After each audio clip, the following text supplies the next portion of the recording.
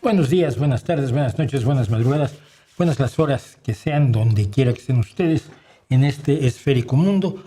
Bienvenidos y gracias por acompañarme, niños y niñas, perritos y gatitos, brothercitas y sistercitos. Esto es No Hay Más, la revista semanal del Rey va Desnudo. Yo soy Mauricio José Schwartz, el único responsable, por decirlo así, de todo lo que ocurre en este segmento, en esta sección y en todo este canal, que probablemente va a sufrir cambios importantes. ¿Por qué? Pues porque necesitamos darle fuerza al canal y en realidad ustedes son la única palanca que tengo para eso. Pero bueno, de eso vamos a hablar más adelante.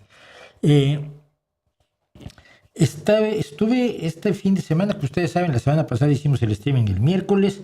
Tengo un lío de publicación de segmentos que no se lo imaginan, porque el jueves viajé a Santiago de Compostela, en Galicia, a hacer una charla sobre platillos volantes. 80 años, no sé cuándo se han cumplido, son 79 años los que van del avistamiento de Kenneth Arnold, que se considera el fundador de la idea de que las cosas raras en el cielo son naves extraterrestres y no otras cosas que la gente se imaginaba antes cuando veía cosas en el cielo, que es de lo que estuve hablando precisamente. Y fue extremadamente interesante, sobre todo por dos cosas. Primero que nada, por lo que yo llegué a ver en Santiago de Compostela, estaba yo absolutamente alucinado. Eh, Santiago de Compostela es una ciudad que vive por dos cosas. Vive fundamentalmente por su población universitaria y vive por tener la Catedral de Santiago de Compostela, donde se supone que el apóstol Santiago hace 2000 años salió de Jerusalén. Perdón, es que suena. Se me ocurrió ponerme frente a la catedral con mi teléfono y empezarle a preguntar a la gente. Pues dije, me queman en leña verde, ¿no? Pero ¿usted realmente cree que hace 2000 años un apóstol de los que estuvieron con Cristo se vino caminando de Jerusalén aquí y está enterrado en esta catedral? ¿De veras se lo cree? Porque es muy difícil de creer. Hay mucha gente que hace el Camino de Santiago, el llamado Camino de Santiago, porque les gusta caminar, ¿no? Incluso el cantante de Oyster Band, John Jones, a quien tengo el gusto de conocer, es un gran caminante, le encanta caminar, hacía giras por Inglaterra caminando, por el Reino Unido, caminaba todo el día, llegaba a un pueblo, daba un concierto y al día siguiente se echaba a caminar hasta llegar a otro pueblo donde daba otro concierto. Tenía un grupo que eran los Caminantes de John Jones y él se metió en el Camino de Santiago, pero dejó muy clara su historia cuando escribió precisamente On the Road to Santiago y decía: porque el diablo viaja junto a ti en el Camino de Santiago. Hay gente que hace el Camino de Santiago porque le gusta caminar, porque le gusta el senderismo, por la experiencia, whatever, pero teóricamente es simplemente una peregrinación para ir a ver al apóstol Santiago. Pero lo que yo me estuve encontrando, entonces, en los alrededores de la catedral, que ya conozco bien, no sé si ustedes se acuerdan de las figuritas de Lladró. Es una fábrica de cerámica que hacía unas obras de cerámica más cursis, pero más cursis que una oveja con moños rosa, ¿no? Con lazos rosa. Y de pronto me encontré esta figura de Lladró. Es que alucinen ustedes conmigo, por favor. Es muy genial. Sí, señores, es un Stormtrooper. Y esta pequeña cerámica cuesta 1,100, no, 1,910 euros. Ahí lo decía, 1,910 euros, un Stormtrooper de cerámica de Lladró. Pero si esto para ustedes no es suficiente, que podría no serlo, ¿qué les parece? Entonces, esto fue maravilloso, esto es lo mejor del mundo. Un piolín de Lladró por 695 euros. Madre mía. Yo tuve tías que tenían figuras de Lladró y lo primero cuando tú veías esas figuras de Lladró, es el pastorzuelo con su ovejita y unas ganas de estrellarlas contra la pared por cursis, por ridículas, pero creo que eran, no sé si eran mejor o no que esto, que el Stormtrooper, o ahí se ve mi mano, mi mano con el teléfono, o este piolín, que es absolutamente maravilloso. Y también me encontré una tienda de fricadas absolutamente espectacular, cuya foto no puse aquí. Qué pena. Sí, cómo no, Aquí la tengo, miren ustedes, qué belleza. Esta es la entrada de la tienda de cosas de cómics y de películas frikis y de todas esas cosas que a los frikis nos gustan muchísimo porque así somos nosotros. Imagínense esto. A la entrada de la tienda, un alien saliendo de una construcción que debe ser del siglo XVII o algo por el estilo. Me pareció fascinante, pero no encontré nada que me emocionara mucho comprar. Pero se ve genial cuando vienes caminando por la calle. ¡Oh! Un alien. ¿Y qué más me encontré? Me encontré una librería que tenía cosas así como también de espérame tantito, no me ayudes. Y tenía ese atlas ilustrado de los minerales y las piedras que curan. Y yo entré, ¿no? Entré porque supuse que venían todas las hojas en blanco, porque no existen los minerales y las piedras que curan. No existen, son una entelequia, son una charlatanada, son un embuste, son un engaño, son una bobada. Pero bueno, ahí estaba, por cierto, muy cerca de todo un icono del catolicismo, que es esos crossovers que luego tiene el mundo, ¿no? Y finalmente fui al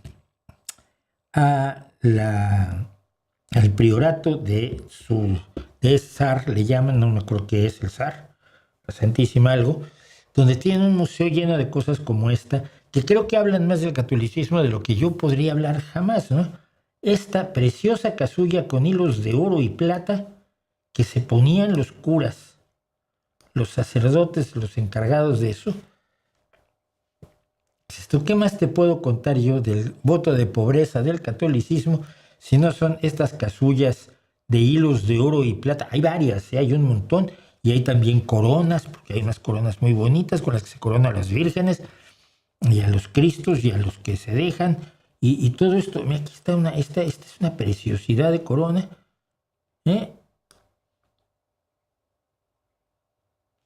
Los orfebres pues obviamente vivían de esto, pero uno se pregunta por qué ese amor al oro por parte de quien luego viene y te dice, no, es que el voto de pobreza. Hijo mío, te estás vistiendo de metales y piedras preciosas. Es difícil que te crea, pero en fin, lo pasé muy bien en Santiago de Compostela. Y por cierto, eso tiene que ver con el vídeo de ayer y vamos a pasar rápidamente a él. El vídeo de ayer fue el reboot, o sea, volví a grabar aquí la charla, lo esencial de la charla que di en Santiago de Compostela, porque ya duró casi 2 horas, esto es de 1 hora y cuarto más o menos. Pero esa era la idea de los ovnis, 80 años de cuentos voladores, porque no ha habido todavía nada raro, o sea, no ha habido nada que se demuestre que tuviera un origen extraño. Y en 80 años es mucho, ¿no? O sea, 80 años es un montón de tiempo, imagínate. Pero esto va a ligar con lo primero que vamos a comentar hoy, que es lo siguiente que vamos a comentar hoy, que es sobre los sueños del pasado, ¿no? Pero a mí se me hace muy raro que la gente siga siendo ovníloga. Perdón, me están enviando mensajes de la prensa, quieren hablar conmigo. Madre mía, espero que sea para algo bueno. Entonces decía yo que en 80 años no ha habido nada. Y luego la gente te dice, bueno, pero ¿cómo es posible que haya nada si tanta gente los ve? No sé, antes veían hadas y veían duendes. Y hoy pues más o menos estamos todos de acuerdo en que las hadas y los duendes exactamente no existen, ¿no? Los unicornios y los pegasos y las cosas que la gente veía en el pasado, ahora las hacemos a un lado, pero creemos que las cosas que nosotros vemos seguramente sí son maravillosas. Yo no veo causa ni motivo. Pero ya que estamos en eso, se produjo una cosa curiosa. Inmediatamente que publiqué esto en los comentarios, que no los voy a meter todos hoy en comentarios, hubo gente que de inmediato me dijo, pero a ver, ¿cómo puedes negar que hay vida en el universo? Y dije, ¿vida en el universo? No creo, no niego que haya vida en el universo. porque del mismo modo en que la gente, si ve algo que no sabe qué es, dice, ese ovni es un OVI, es un objeto volador identificado, yo lo he identificado, es una nave extraterrestre. Y para mucha gente, ovni es igual a nave extraterrestre tripulada por seres inteligentes, por supuesto. Seres inteligentes que se estrellan de todos modos más que un adolescente con un automóvil. La primera vez que lo cojo. Yo la primera vez que conduje un automóvil también lo embarré como todo el mundo. Y hiciste algo que no debías, chocaste un poquito con la acera. Bueno. OVNI no significa nave extraterrestre. Pero es que mi tío vio una vez una luz que se movía rapidísimo. ¿Qué era? No sé, pero no tienes ningún motivo para decirme que es extraterrestre. Ese es el punto 1. Que los ovnis son ovnis, objetos voladores no identificados. Y cualquier intento por identificarlos sin pruebas ni evidencias, pues evidentemente es una tontería. Pero tenemos el otro problema. Alguien vino rapidísimamente y me insultó. Que es el hobby de muchísima gente, ya lo sabemos, esto es muy divertido. Descubrí que ahora estás en memes conmigo antiateos, que eso es maravilloso. Hacen videos de inteligencia artificial conmigo de personaje. Esto ya me parece a mí el delirio. Entonces me van varias personas que vienen, me regañan. ¿Cómo puedes negar que hay vida en el universo? Si bla, bla. Y te echan unos rollos también de esos te vine a dejar la enciclopedia británica en tus comentarios, ¿no? Te traje Wikipedia para que la leas. O sea, unos rollos absolutamente gigantescos. A ver si logro explicar esto lo que no hablé en la charla. Lo otro lo ven en el vídeo de ayer. Es probable, no sé qué tan probable, que haya vida en otros lugares del universo. Precisamente porque el universo es grandote, cosa que la gente no se da cuenta. La gente no mide las distancias que hay en el universo. Cuando se imaginan la Tierra aquí, se imaginan la Luna más o menos aquí. La Luna está a 10 circunferencias de la Tierra de distancia. Entonces, cuando ponemos la Luna a 10 circunferencias de distancia, está lejísimos. Bueno, el Sol, nuestro sistema solar es enorme, y nuestro sistema solar es un punto en una rama de una galaxia, en uno de los brazos exteriores de una galaxia espiral, de una de cientos de miles de millones de galaxias que están a distancias que nuestro cerebro no alcanza a comprender. No hay ejemplos lo suficientemente ilustrativos para que nos demos cuenta cuánto nos separa de Próxima Centauri, por ejemplo. Entonces, en un universo grandote que tiene 13,000 y tantos millones de años de existencia, es probable que haya vida en otros lugares. Yo no sé qué tan probable. Algunos dicen que es casi seguro, y yo pregunto por qué. Si en la Tierra pudo pasar miles de millones de años sin que apareciera la vida, ¿no? No es un requisito indispensable. Tienen que reunirse un montón de características al mismo tiempo para que surja la vida. Y tienen que reunirse un montón de coincidencias más para que la vida se desarrolle, para que la vida llegue a los niveles de seres humanos como usted y como yo, y algunos seres humanos que sin duda son mejores que usted y que yo, y más inteligentes que usted y que yo. Entonces, nada, o sea, si hay vida, es muy probable que haya vida, pero ¿qué vida? No, pues unos señores como nosotros con 2 manitas y 2 ojitos y una boquita. Pues difícil, ¿no? Pero vamos a suponer que los hay. Y entonces cuando dices eso te dicen, ya ves. Y entonces, ¿cómo no nos han visitado? El gobierno lo está ocultando. Dices, no, mira, no nos han visitado porque no nos pueden encontrar. Porque no hay forma de saber si un planeta tiene vida o no. Yo me acuerdo cuando todavía no encontrábamos exoplanetas. Me acuerdo incluso hice una entrevista maravillosa con un grupo de astrónomos que estaban usando un sistema de buscar luz polarizada. Toda luz reflejada es polarizada. Toda luz emitida por una estrella es no polarizada. El Sol incluido. Por eso, para quitarnos los reflejos del Sol, usamos lentes precisamente polarizados. Entonces ellos buscaban fuentes de luz no polarizada que indicaría que era luz que se estaba reflejando de una estrella y por lo tanto era un planeta. Porque hubo una época en que no sabíamos ni siquiera si las estrellas alrededor de nuestro planeta, alrededor de nuestra galaxia o de nuestro propio sistema solar, tenían planetas. Bueno, Se descubrió el primer exoplaneta y, como suele pasar en estos casos, se empezaron a descubrir cientos y cientos de exoplanetas. No tenemos forma de saber de ninguna manera si hay vida en alguno de ellos. Vida de cualquier nivel.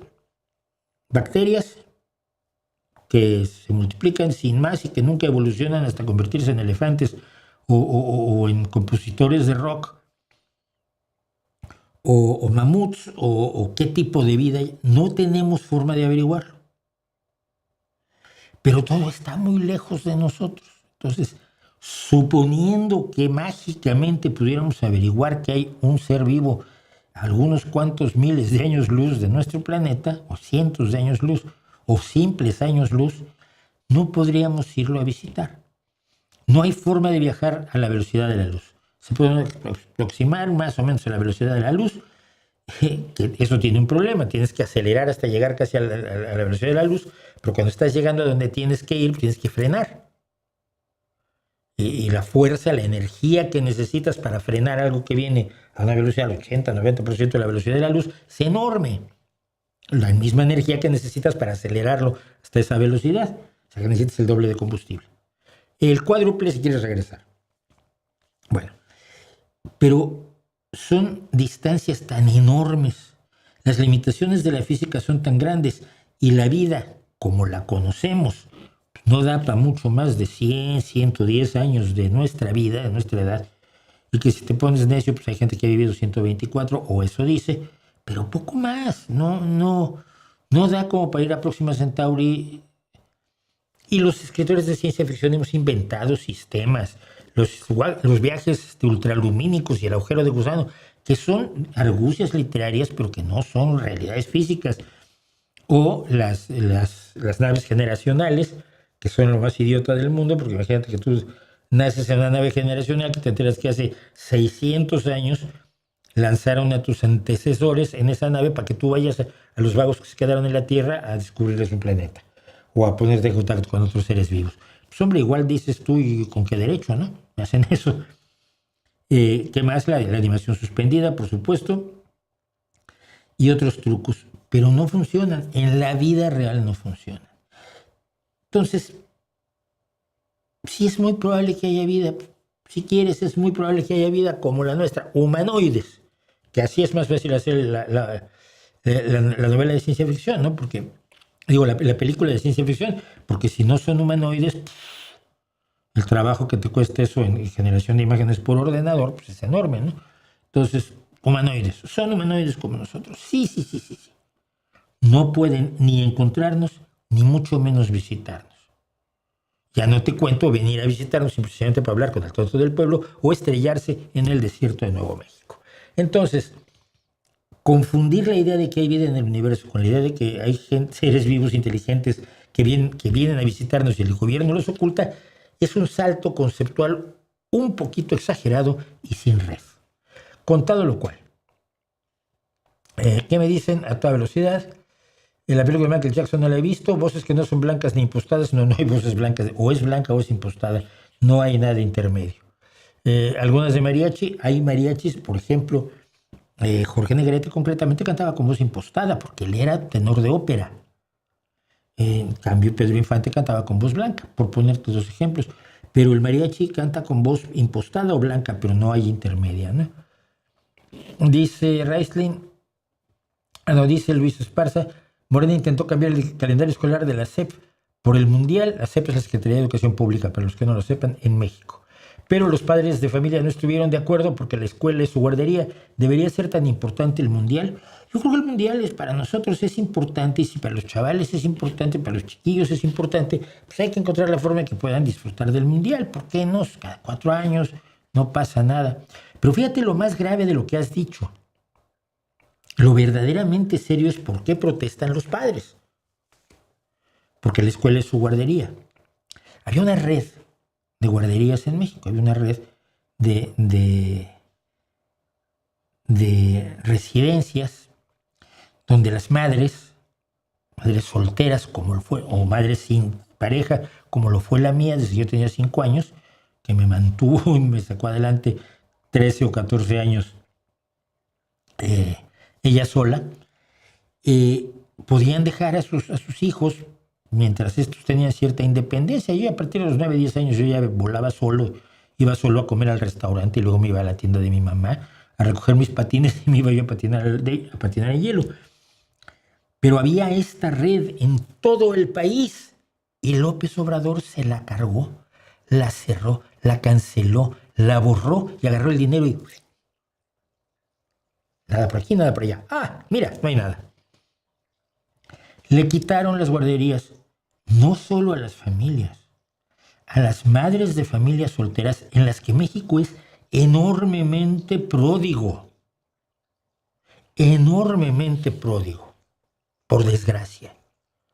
La mujer abandonada, entre comillas abandonada, la mujer cuyo marido, pareja, novio, amante, detalle, lo que fuere, se le desaparece en el momento en que hay 1 o 2 niños y la deja a ella que cargue con los niños, con la responsabilidad de una casa, un trabajo y la crianza de niños pequeños, merecerían todo el apoyo. Y tenían el mínimo apoyo que se había dado un sistema tan defectuoso como el del PRI y el PAN. Pero lo tenían. López Obrador se los quitó. Y entonces, si me dices que hoy los padres no quieren cambiar el calendario porque la escuela es su guardería, ese es el problema. Que el Estado no está aportando la solución de las guarderías que necesita, y seguramente las guarderías que hay son demasiado costosas. Yo iba a una guardería pública atrás del Auditorio Nacional estaba, fíjate, me acuerdo, donde está un teatro que, por cierto, me gustaba mucho, un teatro en forma de queso. Teatro redondo, por cierto. No es en forma de queso, es un teatro redondo. Allá estaba atrás del Auditorio Nacional, y allí estaba una guardería donde me llevaban de niño, de los 5 a los 9 años. Mi madre trabajaba, porque si no, no comíamos.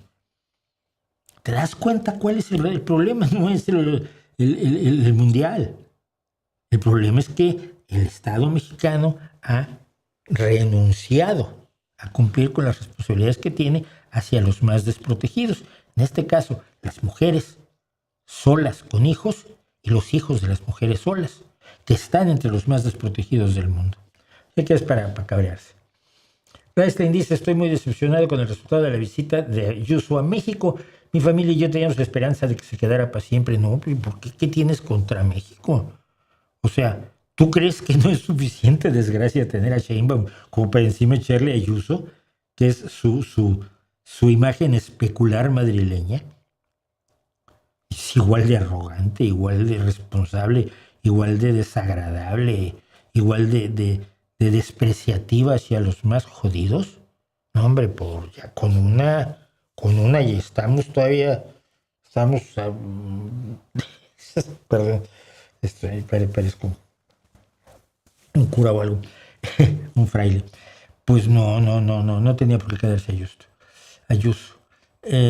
¿Volverán esos videos en formato de podcast? Sí, voy a cuando tenga tiempo. Esta semana no, pero tengo un montón de trabajo que entregar el próximo martes, pero luego vamos a buscar la forma.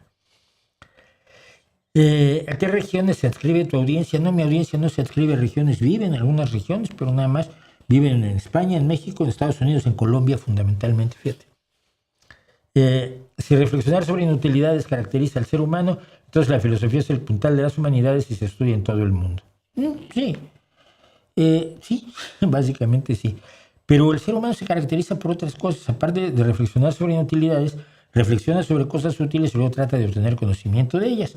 La filosofía impidió que adquiriera conocimiento durante muchísimos años, pero hace unos 400 ya empezó a cambiar la cosa. En Colombia hay una editorial que produce libros ilustrados y traducidos con inteligencia artificial. Es un problema grave para quienes hacemos parte de la cadena de producción. Su opinión, mi opinión es que eso va a tener que ser controlado, va a tener que ser regulado. En este momento la inteligencia artificial es territorio comanche. Como todas las cosas, cuando empiezan, se usan con absoluta libertad y hay quien abusa de ellas, por supuesto, y luego se legislan. Y yo creo que se va a legislar poco a poco. Yo he estado estos últimos días viendo cuestiones de inteligencia artificial mucho más preocupantes que la inteligencia artificial, como son los agentes de inteligencia artificial, empezando por OpenClaw. Así que de eso hablaremos algún día. Juan González, ¿crees que el humor debería ser de abajo hacia arriba, como dicen algunos? O sea, de grupos oprimidos a grupos opresores. No. ¿Por qué? Eso no es humor, eso es venganza, ¿no? Es una confrontación necesaria porque no quiere. El humor entre iguales es fundamental. El humor entre iguales es fundamental. Esta idea de que el mundo se divide en oprimidos y opresores a mí me preocupa mucho porque tiene todo el tufo del posmodernismo y de las visiones de poder de Foucault. Y me parece que es una forma demasiado simple de ver el universo, ¿no? Hay muchos opresores que son oprimidos a su vez y muchos oprimidos que a su vez son opresores. Y no hay una línea clara y una definición. Ahora, como yo soy opresor, yo tengo derecho a burlarme de ti, pero yo soy oprimido. Pero como considero que tú eres opresor, tú no te puedes burlar de mí. Es que te peinas muy feo, man. Ay, me está atacando porque estoy oprimido. No te estoy atacando porque te peinas muy feo. O algo así. Vamos, que se entienda que estoy usando ejemplos así sacados de la manga. No, me parece que es una tontería. Luis Enrique Arismendi me pregunta alguna vez si usted siente nostalgia de México. No, ni tantita. No soy hombre de nostalgias, fíjate. Soy hombre de memorias. Pero nunca he tenido nostalgia de nada, porque el pasado tengo muy claro. Siempre tengo muy claro que el pasado es el pasado. Y primero que nada, no vuelve. Segundo, no es tan bonito como nos acordamos de él. Siempre he tratado de acordarme, por ejemplo, uno dice, ¿cuál es la época de oro? Y mucha gente te dirá, los 17 años. Quizás hasta yo te lo diría, porque a los 17 años yo lo pasaba como el rey del mambo y no tenía responsabilidades. Aunque trabajé un poco a los 13 años, pero hasta los 18 no empecé a trabajar de verdad. No tenía responsabilidades, tenía un montón de amigos, tocábamos la guitarra, cantábamos, arreglábamos el mundo. Sí, eran recuerdos muy bonitos, pero luego te acuerdas de la parte fea, ¿no? Los exámenes que no podías aprobar, las chicas que no te hacían caso, pero de ninguna manera hicieras lo que hicieras. Esos amores horrorosos de adolescencia, las puñaladas en el pecho, y Dios mío, ¿por qué no me quieres si soy tan buena persona y soy tan simpático y soy tan lindo? Y mira, le gusta ese tío desagradable, bobo que juega baloncesto, porque es muy grandote y es rubio y es de ojos azules. Sufrimos mucho en el pasado, pero nos acordamos solo de lo bueno. Es un mecanismo de defensa de la psicología humana que está bastante bien estudiado. Pero el pasado me aburre. No me aburre musicalmente. Sigo escuchando a Bach como sigo escuchando, no sé, a los Beatles, pero el pasado es el pasado. Y yo creo que tenemos que mirar muy al presente y al futuro. El pasado es un retrovisor. Tú puedes echar un ojo de vez en cuando al retrovisor y ver lo que hubo en el pasado y si estuvo bien, estuvo mal, ahí metí la pata y estuve mejor. Pero uno tiene que mirar al frente para seguir su camino, ¿no? Vivir en el hoy y preparar el futuro. Así que no extraño México. Conocí todos los estados de la República, salvo Colima. No tienen culpa los colimeños, simple y sencillamente, los colimenses, simple y sencillamente me llevó por todos lados, menos, y California Sur. Me llevó por todos lados la vida, menos esas dos entidades. Pero ya México es mi pasado, ¿no? Mi presente es España y mi futuro es Europa y así lo veo. No echo de menos comidas, por ejemplo, porque me gusta siempre experimentar nuevas comidas, nuevos alimentos, nuevas formas de preparar incluso lo de siempre. Sí, hombre, claro, enchiladas verdes que me haga Manolo aquí en La Doña, que tiene un restaurante muy bonito y hace unas enchiladas verdes maravillosas, sí, claro. Pero no vivo llorando por el pasado. Entonces, no, ni nostalgia de México, ni nostalgia de los amores pasados, ni nostalgia de los amigos. Los amigos muertos son quizás los que a veces dices, joder, me gustaría que estuviera por aquí fulano para contarle esto, porque nos reíamos mucho cuando nos contábamos cosas así. Y para terminar este primer segmento de chat, dice Antonella Ventura, buenas tardes, Mauri. Ay, ahora soy Mauri, qué guay. Me gustaría saber qué sucedió con Pablo González, el periodista que fue detenido en Polonia en 2022, acusado de ser espía de la GRU rusa. ¿Era espía realmente? Sí. A ver. Él fue parte de un intercambio de prisioneros de altísimo nivel, donde varios espías rusos fueron intercambiados por una serie de presos políticos y personas, y probablemente espías de Estados Unidos y de Occidente, ¿no? Aquí a este juego jugamos todos. Y uno de los que fueron recibidos en ese avión por Putin, encantados de la vida, fue Pablo González. Pablo González ha seguido haciendo propaganda rusa, pero ahora desde Rusia. No puede salir mucho porque todo el mundo sabe que es un espía, pero un espía. Yo me acuerdo cuando estaban todos diciendo libertad para, bueno, no todos, los de Canal Red, libertad para Pablo González, pobrecito periodista encerrado. No era un periodista. No lo dejan ver a su abogado. Sí lo dejaban. Lo que pasa es que su situación no era la de un delincuente común y corriente, sino era la de un espía en Polonia, concretamente. Y tenían pruebas contra él, tantas que Putin prefirió sacarlo. Y lo puso en la lista de los espías que quería sacar de Europa. Y salió, y la llegada del avión, están los vídeos de la llegada del avión de Pablo y de todos los otros liberados rusos, del intercambio de presos, el más grande intercambio de presos, me parece, desde el fin de la Guerra Fría. Y ahí está. Y todos los que dijeron que era un pobrecito periodista víctima de los malvados. Mira. Pablo González, ¿Pablo? ¿Qué Pablo? No, Pablo. No me acuerdo de ningún Pablo González. ¿Tú has oído hablar de Pablo González? Y la fijo, yo nunca. Bueno, y tú el otro, el de los pelos verdes. No, yo tampoco lo he visto. Entonces, Pablo Iglesias te dice, igual es un jugador de fútbol. Entonces, esa es la historia. Bueno, pero hablaba yo de que en estos 80 años de los ovnis, hemos avanzado un montón. En todo, en absolutamente todo. Pero cuando echas la vista más atrás de 80 años, pasa algo que yo creo que tenemos que hacernos muy conscientes de ello. Mira, todos nosotros estamos muy conscientes de los defectos, ineficiencias, deficiencias, errores, horrores y situaciones tremendamente indeseables y abominables que ocurren en nuestro tiempo y en nuestro lugar. Cada quien en su lugar, cada quien en su país, cada quien en su región o en todo el planeta, las cosas están muy mal. Y hay gente que vive de decirnos que las cosas están muy mal y esto es horrible. Y entonces firma. Eso me encanta. Y yo estoy enojado incluso recientemente con Oxfam porque están gastando una cantidad absurda de dinero en YouTube para decir, exigimos un alto al fuego en Gaza.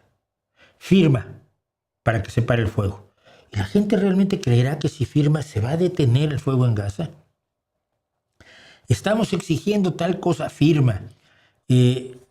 Tenemos un problema de medio ambiente, firma. No, las firmas no lo van a resolver.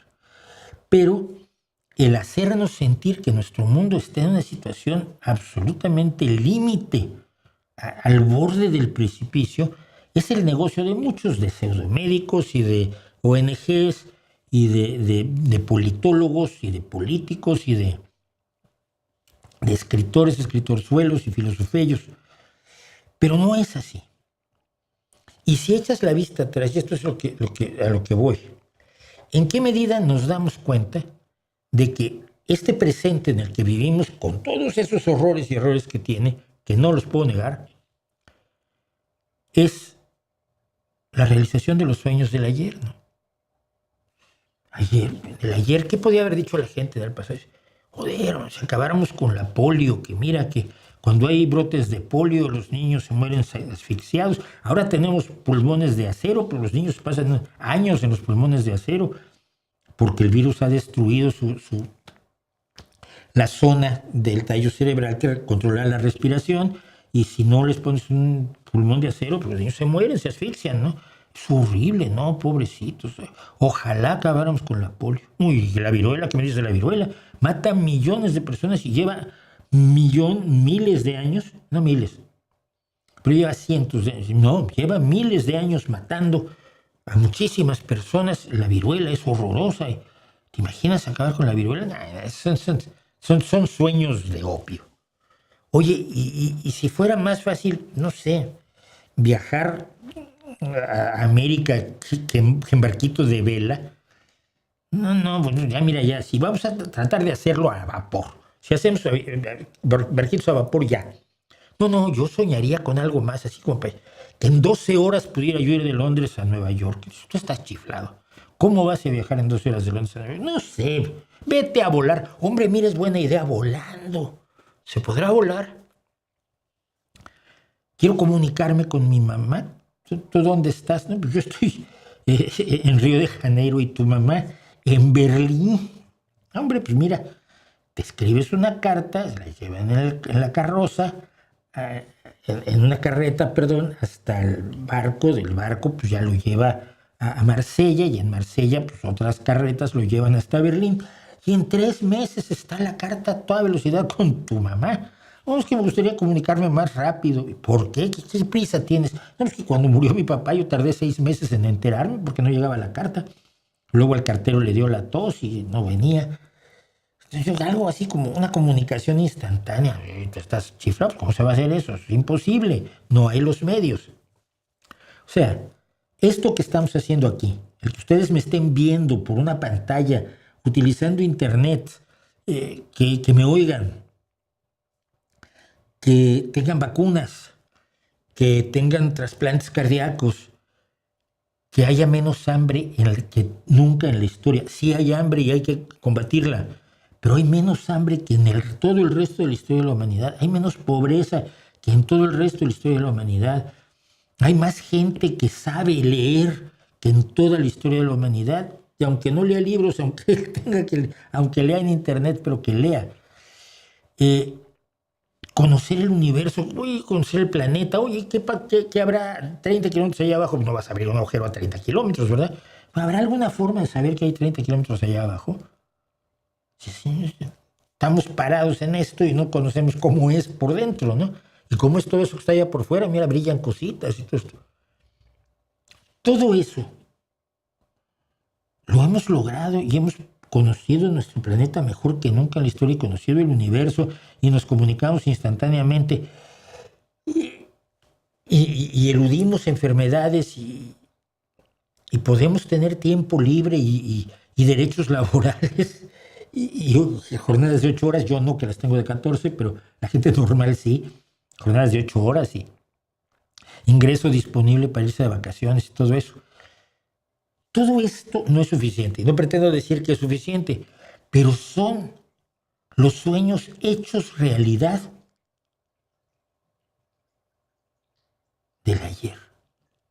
De lo que otras personas dicen, ay, qué bonito sería que pudiéramos tener esto. Me gustaría poder comer frutas de estas que tienen en Nueva Zelanda, pero aquí en mi casa. ¿Dónde vives tú? No, yo vivo en Buenos Aires. Pues vas jodido, compadre. No, ahora tienes kiwis y fruta de la pasión y frutos más raros del mundo y los alimentos más diversos y en cantidades suficientes. En todos los países había hambre hasta hace 100 años. ¿Qué quiero decir con esto? ¿Que vivimos en el mejor mundo posible? No vivimos en el mejor mundo posible, pero si los sueños de ayer se han podido hacer realidad y lo estamos viviendo, y tenemos que hacernos conscientes de que lo estamos viviendo, los sueños de hoy se pueden hacer realidad. Algunos más difícilmente que otros, algunos que tomará más trabajo, tomará más tiempo, pero se puede hacer. Y lo sabemos porque ya se ha hecho. Y si se nos olvida que ya se ha hecho, todo lo que queramos para el día de mañana, controlar el cambio climático, cuidar a la naturaleza al mismo tiempo que vivimos a nuestras anchas, y nos damos gustos y placeres, todo puede hacerse. Tantísimas cosas que se soñaron en el pasado se han hecho ahora, las estamos viviendo hoy cotidianamente, que debería ser un elemento de optimismo para todos. Si ya se hizo en el pasado, lo podemos hacer ahora y en el futuro. O eso creo yo. ¿Qué más me dicen? Allá es horario de verano, sí. ¿Debería haber un límite a la riqueza? ¿Crees que sea posible y resuelva los problemas que genera la desigualdad, como la pobreza, por ejemplo? No. Y es lo que ya he dicho en varias ocasiones. Limitar la acumulación excesiva de riqueza. A mí, yo limitaría la acumulación excesiva de riqueza ilegítima. Pero lo dije un día. Si todo el dinero de Elon Musk lo repartimos entre todos los seres humanos, nos tocan a 100 euros por cabeza. O sea, no resuelves el problema de la pobreza. Con todo el dinero del hombre más rico del mundo. Si juntas a los 3 hombres más ricos del mundo, probablemente puedas sacar 250 euros por cráneo. Con 250 euros no resuelves el problema de la pobreza. Cuando se pone el acento en los más ricos es porque es muy fácil odiarlos. Y gente como Elon Musk está pidiéndote, y vamos a ver hoy precisamente en el tema del genocidio de los 1,000 millonarios, te están pidiendo que los odies, son insoportables, son desagradables, son pesados, son abusivos. Yo prefiero que Jeff Bezos pague mejores salarios a sus trabajadores que repartir su dinero, ¿no? Porque paga bajos salarios a sus trabajadores porque tiene condiciones de trabajo absolutamente despreciables y los trabajadores se han levantado en Amazon en contra de Jeff Bezos. Pero precisamente porque es muy fácil odiarlos, es muy fácil creer que la riqueza es de suma cero. Es decir, si tú le quitas su riqueza a los ricos, automáticamente los pobres dejan de serlo. No es cierto. No hay ningún indicio de que así sea. ¿Qué es lo que ha acabado con la pobreza? Las oportunidades a más gente para poder ser económicamente independiente. La escuela, la educación, la salud, la vivienda digna, el agua, la electricidad, eso. Y las oportunidades. La generación de oportunidades, que esa, lo siento, en gran medida la generación de oportunidades la tiene que hacer el Estado, porque al capital le interesa generar muy pocas oportunidades y muy específicas para sus intereses. Esta idea de que el capital siempre es innovador es bastante problemática. No es cierto. El capital muchas veces es enormemente conservador, o como decía un amigo mío que desgraciadamente asesinaron en México, no hay nada en el mundo más miedoso que $1 millón, salvo $2 millones. Sí, la gente tiene miedo de perder lo que tiene. Entonces, yo no quiero limitar la riqueza, yo quiero limitar la pobreza. Vuelvo a decir, si existen ricos como Elon Musk, ojalá menos malas personas que Elon Musk, como Bill Gates, que es menos malo, era mala persona y se le fue quitando. Si tienes unos cuantos ricos, pero toda la gente vive dignamente y tiene escuela y tiene salud y tiene una vivienda digna y tiene servicios y tiene ingreso disponible, y tiene la oportunidad de disfrutar su mundo, el arte, el entretenimiento, la diversión, los viajes, etcétera, a mí no me preocupa que haya ricos, me da igual. Y ese es el problema de mucha izquierda menesterosa, que no quieren a los pobres, que lo que realmente les interesa no es mejorar la situación de los más desprotegidos, de los más pobres, de los más desamparados del mundo, sino joder al burgués. Lo que tienen es odio hacia arriba más que amor hacia abajo. Y yo lo he visto. Esto era uno de los comentarios que le hizo Lenin, por cierto, a Bertrand Russell, de cómo los campesinos iban a matar a muchos kulaks. Y Bertrand Russell, que era un hombre así enormemente propio y británico, como corresponde a un conde británico, decía, no me pareció muy correcta su observación. Y se está diciendo que le encanta que van a matar ricos. El hacer huerfanitos entre los ricos a modo de venganza es una motivación para mucha izquierda. O sea, sí, hay mucha izquierda, la izquierda revolucionaria, la izquierda menesterosa, la izquierda que no me gusta. Pero se ha demostrado además que no pasa, que cuando haces la revolución y acabas con los ricos, la gente sigue siendo pobre. Hoy es pobre en Cuba, ayer era pobre en la Unión Soviética y en todos los países del mundo soviético. no es la solución. Claro que la acumulación excesiva de riqueza debe ser controlada si es ilegítima, pero si es legítima, tú sigues ganando, yo te sigo subiendo los impuestos, porque me vas a ayudar a financiar lo que me interesa, que es acabar con la pobreza. ¿Sabes cuál es el problema? Que en muchos países como Estados Unidos, Elon Musk paga menos impuestos que yo aquí en España. Donald Trump nunca ha entregado sus declaraciones de impuestos porque no paga impuestos. Los más ricos eluden la mayor cantidad de impuestos que deberían pagar. Todos tratamos dije eludir, evaden. Eludir impuestos es lo que hacemos todos. Oye, ¿cómo hago para pagar lo menos posible, pero que sea lo justo? Eso es eludir. Si si pido facturas cada vez que voy a comer y algunas las puedo meter en la declaración, pues mira, eso un poquito desgrava un poquito. Ellos evaden grandes cantidades de impuestos y se oponen a que se hagan cargas impositivas, cargas fiscales, a ellos como millonarios, a sus empresas, a las grandes corporaciones, a sus familias. Y esto es lo que hay que pelear. Eso es lo que hay que pelear. Mamdani acaba de anunciar impuestos para los ricos en Nueva York y lo quieren quemar en leña verde en Times Square. Pero esa es la solución, Marín Francisco, y no limitar la riqueza. ¿Qué?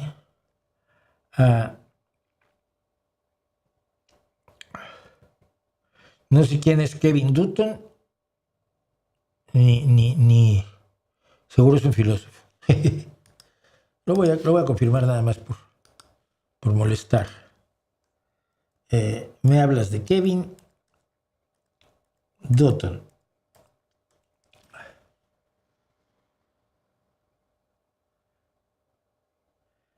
Psicólogo británico, especialista en el estudio de la psicopatología, de la psicopatía. Bueno, entonces probablemente algo tiene de cierto lo que dice, pero no es una opinión. Es que si es un hecho o no es un hecho. Si es un hecho y lo he estudiado y tiene los datos para demostrarlo, yo no tengo opinión alguna. Ninguna. Simplemente es recordarle a la gente que ser psicópata no significa ser asesino en serie. Que muchos asesinos en serie son psicópatas, pero muchos psicópatas no son ni asesinos en serie ni nada por el estilo. Y hay psicópatas que entienden que deberían sentir empatía y les preocupa no sentirla, porque la psicopatía es la ausencia de empatía. La ausencia de empatía es que si oyes que alguien le pisa la cola a un cachorro y el cachorro chilla, tú, ¿qué pasó? El perrito, ¿qué le pasó al perrito? A ver, ven. Eso es empatía. Y un psicópata lo oye y dice, parece que alguien le pisó la cola al perrito, pero no es asunto mío. Pero muchos de ellos se dan cuenta de que no tienen eso. Entonces, tampoco hay que satanizar al psicópata. A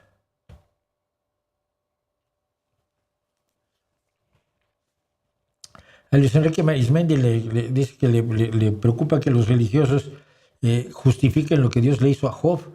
Pues sí, justifican todo. Los que creen en algo lo justifican todo, justifican lo que hace Trump, justificaban lo que hacía Stalin, justificaban lo que hacía Hitler, justificaban lo que hacía Pol Pot, justificaban las familias de los asesinos en serie, justifican a los asesinos en serie con gran frecuencia. Son raros los que son como el padre de Vito Quiles, ¿no? El ultraderechista que tenemos aquí en España, que su padre salió a los medios el otro día a decir es que mi hijo debería estar en la cárcel. Señor, ¿y usted por qué dice eso? Porque es un fascista de mierda. Pero señor, si es su hijo, pero yo soy sindicalista y yo corrí delante de la policía durante el franquismo y yo fui un demócrata y un hombre de izquierda y mi hijo es un facha. Por cierto, se me ha olvidado decirles algo que es importante, quizás más importante que el chat. Tenemos nueva guardiana.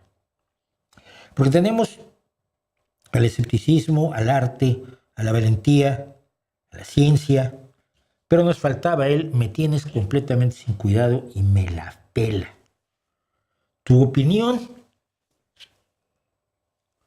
Y entonces esta diosa que no sé cómo se llama, pues pueden ayudarme a ponerle nombre, que es una diosa de sabiduría extrema, pero no es Atenea, va a ser la encargada de decir que aparte de todo lo que ya tenemos aquí, tenemos el me da exactamente igual y me río en tu cara. A muchos no les gusta y por eso lo hago. Saludos de Costa Rica, gracias, Keylor. ¿Qué crees de la serie Black Mirror? Vi algunos, pero es demasiado pesimista. Es demasiado pesimista y demasiado poco individual también. Yo creo que las historias que cuenta son historias que siempre tienen una dimensión social que está muy bien, pero también hay que contar las historias de los seres humanos, ¿no? De los individuos, porque toda sociedad está hecha de individuos. Esto es algo que yo siempre he defendido, ¿no? No puedes tener una sociedad libre sin libertad individual. No puedes tener una sociedad libre si hay esclavos. En el caso de las mujeres, todavía cuando yo era niño y la situación en la que vivían las mujeres, pues no era la de una sociedad libre, ¿no? Entonces me interesa mucho que también haya... Me aburrió, pues vi 4 o 5 capítulos y dije, pues está bien, pero no es para mí. ¿Qué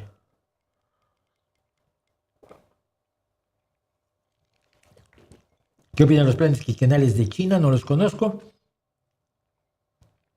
Mira, Maese Ventura me acaba de preguntar que ya él se fijó que tenía una nueva guardiana en el canal, pues es la diosa del dedo.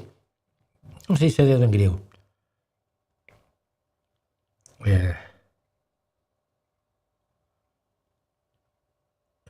El algoritmo está afectando a creadores con contenidos críticos. No tengo datos para confirmarlo. ¿Han percibido una reducción de vistas o escuchado comentarios parecidos? No. Habrá tenido mejores momentos el canal, pero está estabilizado más o menos unas 14,000 visitas diarias. Y más o menos lo que estamos, 14, 15, a veces sube a 20, pero no baja de 12 diarias. Laro Salvat, gracias. Hay otra leyenda que cree mucha gente. Se dice que la Catedral de Santiago es Prisciliano. Está Prisciliano. Mira. ¿Qué sabes de la bioresonancia o Quantum Magnetic Resonance? Que es una charlatanada del tamaño del mundo. Y vamos a hablar un poco de ella ahora que toquemos el tema de la biocultura, que es la bioincultura, según me dijeron.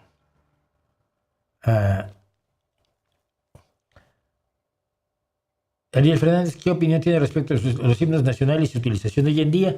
¿Dónde tiene sentido su interpretación y dónde no? Yo creo que ya en casi ningún lado, ¿no? Cuando se encuentran mandatarios de dos países, igual tocan sus himnos por algo. Pues que todos los himnos son militares, todos los himnos son canciones de guerra. El mexicano es horrorosamente sanguinario, la marsellesa ni se diga, ¿no? De Estados Unidos igual, todos son marchas militares. Entonces, pues no, yo no soy fan. El único himno que me gusta es el himno de la Unión Europea, porque es el cuarto movimiento de la novena de Beethoven. Y eso me parece un himno muy decente. Yo creo que todos los países deberían tener himnos de ese nivel, con ese tipo de mensaje, y no pienso, patria querida, que el cielo un soldado en cada hijo te dio y tú tenías 8 años y decías, espera, que como yo, soldado, no, Entonces, bueno, no me gustan los himnos. No me gustan las cosas nacionales, los himnos, los símbolos nacionales en general.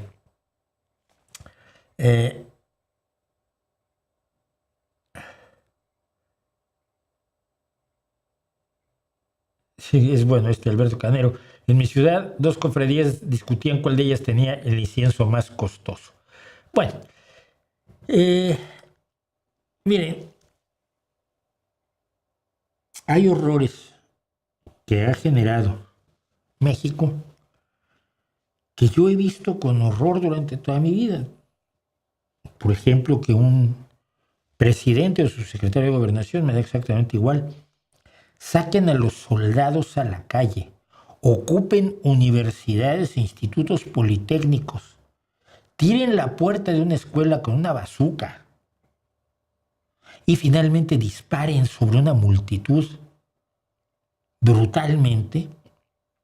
Son cosas que yo viví a los 13 años, en el movimiento del 68, y no podía yo creer que un gobierno medianamente normal, razonable, seres humanos con sangre y corazón y que usan oxígeno y eso, pudiera hacer eso contra sus estudiantes y contra su pueblo.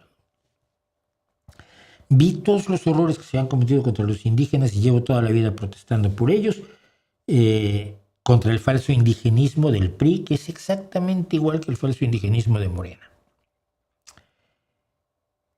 Pero cuando yo veía al PRI decía, no, es que no podemos estar peor.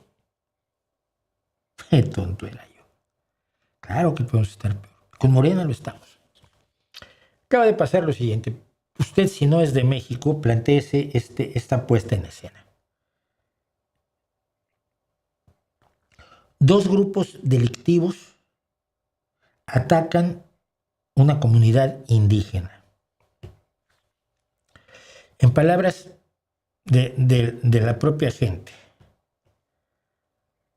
tenemos niños, adultos, bueno, entra a una comunidad y hace lo siguiente por lo que protesta la gente de esa comunidad.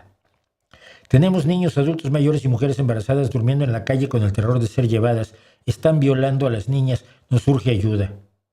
Dicen que en respuesta al apoyo, en respuesta a la petición de apoyo de este grupo, se envían 3 camiones del ejército, pero como los grupos delictivos que tomaron esta comunidad, que les mataron a sus animales, que a la gente muy pobre es lo peor que le puedes hacer, de lo peor, es destruir su riqueza, su poco patrimonio. Es matarle una oveja, una cabra, una vaca, a gallina. Y cuando el ejército llega, los reciben a tiros, son delincuentes, están bien armados, son delincuentes modernos, tienen drones y tienen toda la onda. Entonces el ejército se retira. Se mantiene en las afueras del pueblo junto a las personas evacuadas. Estos grupos unos se llaman los ardillos y otros se llaman de otra manera. Las personas de los pueblos se han presentado ante el gobierno de su país y de su provincia, estado, comunidad autónoma, como le llamen en su pueblo, en su país, se presentan suplicando que se les mande apoyo. Vengo de rodillas ante ustedes. Mi madre, abuela y esposo están escondidos en el monte intentando mantenerse con vida. Necesitamos que manden ayuda. Necesitamos que nos respalden en esta guerra. 90 muertos, 33 niñas violadas, según los habitantes de este pueblo. Nos están matando y al gobierno no le importa. Los indígenas no les importamos. ¿Dónde puede pasar eso? ¿En el México de unos miserables que se fingen de izquierda? Ahí está ocurriendo. ¿Cuál es la reacción de la presidenta? Primero los pobres. Y en México, cuando hablas de indígenas, la mayoría son pobres. Pocos indígenas ricos. Han decidido los gobiernos sucesivos en México mantener a los indígenas en las mismas condiciones de sumisión que los mantuvieron los mexicas y los españoles. Sirven, pero tampoco son para tomarlos como si fueran personas de verdad. Y entonces la presidenta de la 15ª economía mundial manda al responsable de seguridad del país y a la responsable del gobierno interior, en México se llama gobernación eso, abrir mesas de diálogo con los delincuentes que están atacando a esta gente.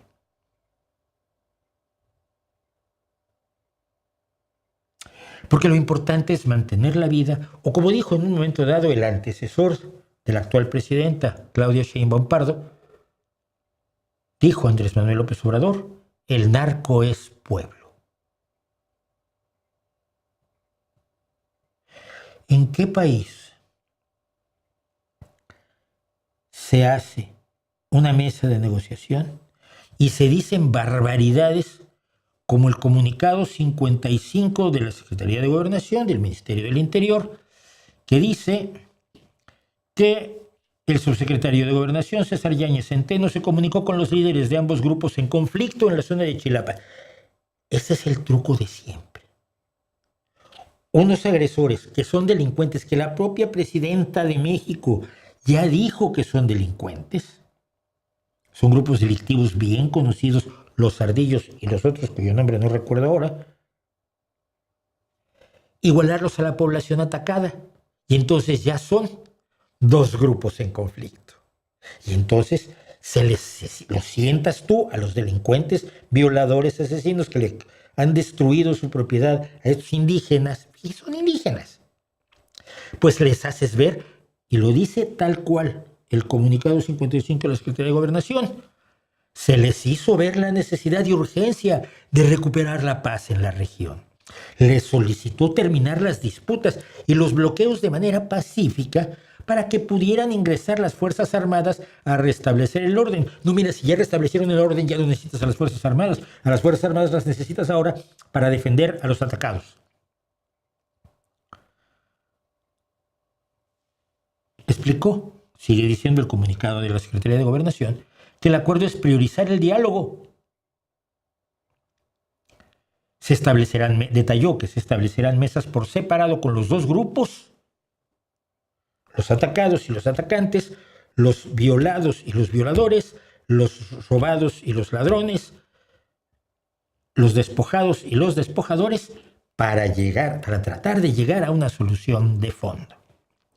Dice el comunicado 57, 2 comunicados después, desde el Gobierno de México creemos firmemente que la resolución de los conflictos entre personas, comunidades y autoridades debe construirse siempre a través de la concertación, el entendimiento y la búsqueda de acuerdos. Váyanse a la mierda. Claudia, vete a la mierda. El desprecio al indígena ha sido la constante del criollito mexicano. Muchas veces con abuelos tan indígenas como la mía, pero que se siente lo que no es y muy superior al indígena. Y han mantenido a los indígenas en la pobreza, en la miseria, en la incultura, en la falta de educación, en la falta de salud, en la falta de electricidad. Hay muchísimas comunidades en México que no tienen electricidad y agua potable, y donde las mujeres existen para ir por agua y cocinar y lavar la ropa. Porque ir por agua puede ser un viaje de 3 o 4 kilómetros con 2 cubos que luego hay que traer llenos. 5 o 10 litros de agua cada uno, 20 kilitos. Los gobiernos en México siempre han hecho lo mismo con los indígenas. Respetan su cultura, respetan sus formas de gobierno, son sus usos y costumbres, y es el pretexto para mantenerlos en la marginación más brutal, y ahora, encima, se convierten en las presas de los grupos delictivos a los que no se atreve a enfrentar el gobierno de mierda que tiene México hoy. Y van y se lo dicen a Pedro Miguel, y se lo dicen a Salmerón, y se lo dicen a Taibo, y se lo dicen a todos los que les pongan enfrente, que fueron mis amigos y que se supone que luchábamos por los más jodidos en México, a los que hoy están jodiendo ellos. De verdad, de verdad, de verdad. Y lo siento, váyanse a la mierda. Segundo, sí.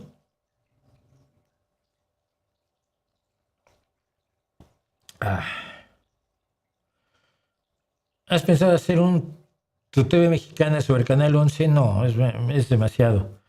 Es demasiado. Hago la tele rusa porque hay una guerra, ¿no?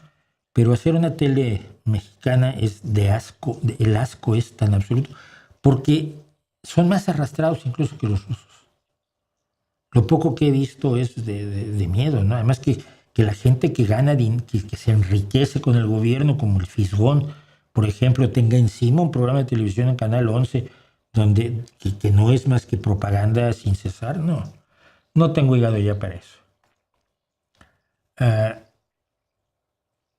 ¿Qué opina del tema? Leo la Biblia después de ver vídeos de usted. Lo quiero mucho. Muchas gracias, Christopher. Está bien. Leer la Biblia es una de las mejores formas para dejar de ser católico, según yo.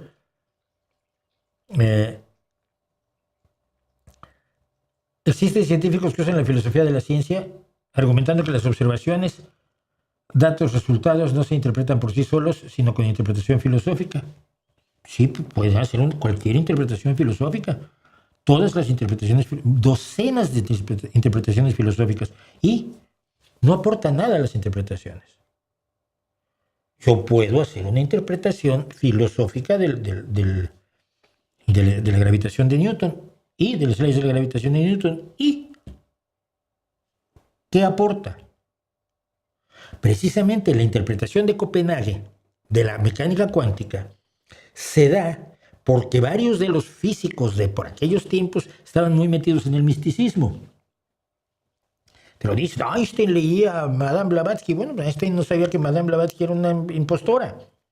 Lo siento, no había la información. Entonces trataron de tener una interpretación filosófica en vez de atenerse a los datos. Mira, el fenómeno de la rejilla es iba en contra de nuestro sentido común, pero bueno, nuestro sentido común es una mierda, ¿no? Nuestro sentido común nunca ha servido para interpretar correctamente el universo. Necesitamos otros métodos. Cuando sacaron la interpretación de Copenhague, fue Schrödinger quien dijo, mira, si lo que dicen es cierto, con el gato está vivo y muerto al mismo tiempo y eso no puede ser. El gato de Schrödinger es un experimento mental de Schrödinger para demostrar que la interpretación de Copenhague era una bobada. Que hacen una interpretación filosófica, que hagan las que quieran, pueden hacer 50, porque nunca sabes cuál es la buena. En filosofía no hay criterio de verdad. Tienes un defensor de la esclavitud y tienes a alguien en contra de la esclavitud. Y no hay un criterio de verdad para decir, no, si tiene razón Aristóteles, debe haber esclavos naturales, o no, tiene razón este otro que dice que no debe haber esclavos.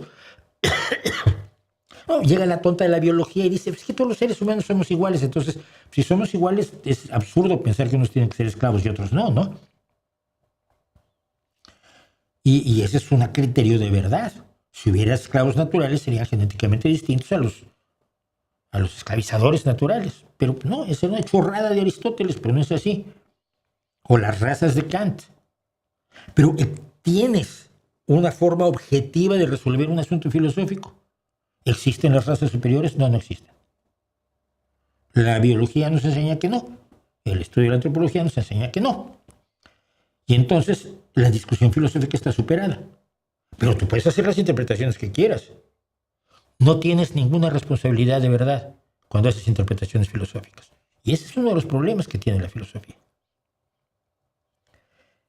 Estás especulando más allá de los datos y lo más probable es que tus especulaciones no valgan para nada cuando realmente tengamos datos. Entonces, pues, podrías dedicarte a buscar los datos y estudiar ciencia, creo yo. Bueno.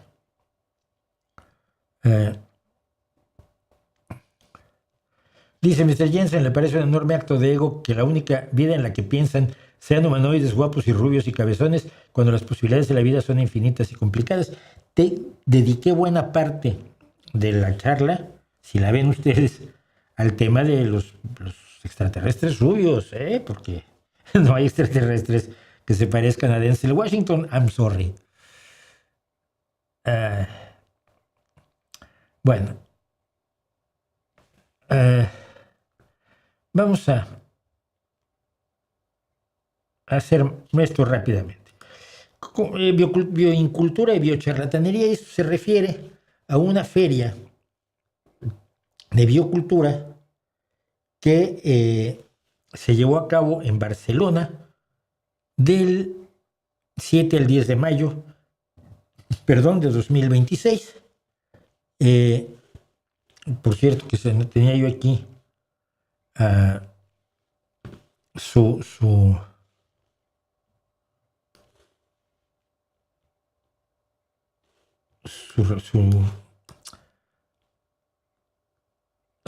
cartel, porque el periódico, vergonzosamente, un periódico español, el periódico lo patrocina o es de los patrocinadores. Alimentación ecológica, está muy bien. Cosmética econatural, moda sostenible, salud integrativa, no existe. Show cooking, bien. Food trucks, hamburguesas, buenas hamburguesas. 200 expositores, 250 actividades, lo cual estaría muy bien, de no ser porque los chicos de Coavant nos informan que Biocultura Barcelona En la Farga del Hospitalet, tiene un 64,7% del total de sus actividades referentes a pseudoterapias, pseudociencias técnicas sin evidencias clínicas o discursos contradictorios con el consenso científico. ¿Quiénes son Ecoavant? Todavía no lo acabo de descubrir. Yo me enteré de su existencia porque me citan ampliamente la izquierda Feng Shui al hablar de este tipo de fenómenos. Yo tengo muy claro, y como hemos tenido aquí a mi querido José Miguel Mulet, hay una ecología seria, científica, importante, un activismo ecológico importante, pero que no es el de Ecologistas en Acción, no es el de Greenpeace, no es el de los verdes, no es el de esta gente que sabe nada, pero opina mucho, que son filósofos de la naturaleza, pero que no se atienen a los hechos y a los datos. Y tengo entendido, por lo poco que sé, que Ecoavant intenta hacer un ecologismo serio que necesitamos como el agua. Entonces, no es que le saquen mucho brillo a mi ego citándome, pero sí me han citado en extenso en sus artículos sobre pseudociencias, pero lo que denuncian me parece gravísimo. La edición de 2026 contaba con patrocinio del Ministerio de Agricultura, Pesca y Alimentación y, como decíamos, la colaboración del periódico. Y dice, y esto es lo que me parece más importante de lo que dicen, estos festivales eco, que son mucho más que un festival eco, donde lo eco es un pretexto, dicen ellos, funciona como un mecanismo de legitimación. El prestigio del consumo ecológico certificado actúa como cobertura para pseudoterapias desacreditadas por el Ministerio de Sanidad, grupos que están señalados por especialistas en sectarismo y una organización, la que organiza esto, cuyo pasado incluye denuncias graves de las que nunca ha rendido cuentas. Se llama la Asociación Vida Sana y que dicen ellos, los de Ecoavant, lleva más de 4 décadas construyendo un capital simbólico en torno a la agricultura ecológica, pero que se transfiere año tras año a un programa de actividades en el que conviven sin distinción clara ponentes con credenciales contrastadas y promotores técnicas que las autoridades sanitarias han catalogado como pseudoterapias. Y no es que los hayan catalogado como pseudoterapias, es que son pseudoterapias.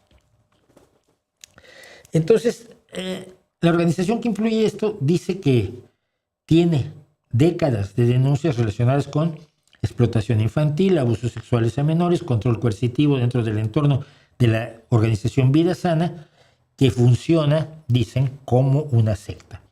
Su actual presidenta, Montse Escutia, fue regidora de sostenibilidad y candidata autonómica de ICB-EUIA, que es, no me acuerdo, es un partido a la izquierda en Cataluña, espacio político que está integrado en Cataluña en Común y en Comú Podem. Tú sabes que cuando haces un partido de izquierda, a los 3 meses ya tienes 2. No me acuerdo cuando en México se reunieron para hacer un partido sólido de izquierda, salieron 3. Entonces, bueno, el punto es, la difusión del riesgo de las pseudoterapias, que lo haga una organización ecológica, en este caso Ecoavant, me parece importantísima. Aquí hacen una infografía donde cuentan que entre 1.200 y 1.400 muertes anuales en España se relacionan con las medicinas natural y complementaria. Y como yo decía hace poco, y me llama mucho la atención, la gente que se queja del negocio de las farmacéuticas, que es un negocio legítimo, pero que a veces aumentan los precios de una manera absolutamente inaceptable, se quejan mucho del negocio de la medicina, pero no se quejan del negocio de la pseudomedicina y de las pseudoterapias y de la herbolaria y del wellness, que es muchísimo más generoso y muchísimo más cuantioso que la medicina de verdad. Entre 550 y 800 pacientes con cáncer murieron tras abandonar el tratamiento en favor de pseudoterapias, incluidos 2 que yo conozco. Cuestionamiento de la eficacia de las vacunas y el beneficio de sus efectos también mata gente. Se ha comprobado que la homeopatía no supera el placebo, por supuesto, y que es pseudociencia. Entonces, ¿qué hay que hacer? Lo que yo me pregunto es ¿qué hacemos? Cuando vean ustedes estas ferias bioeco, donde está el de las constelaciones familiares y el del Reiki y el de las hierbitas que te curan, que nunca te curaron, y los cristales mágicos y todo esto, denúncienlo.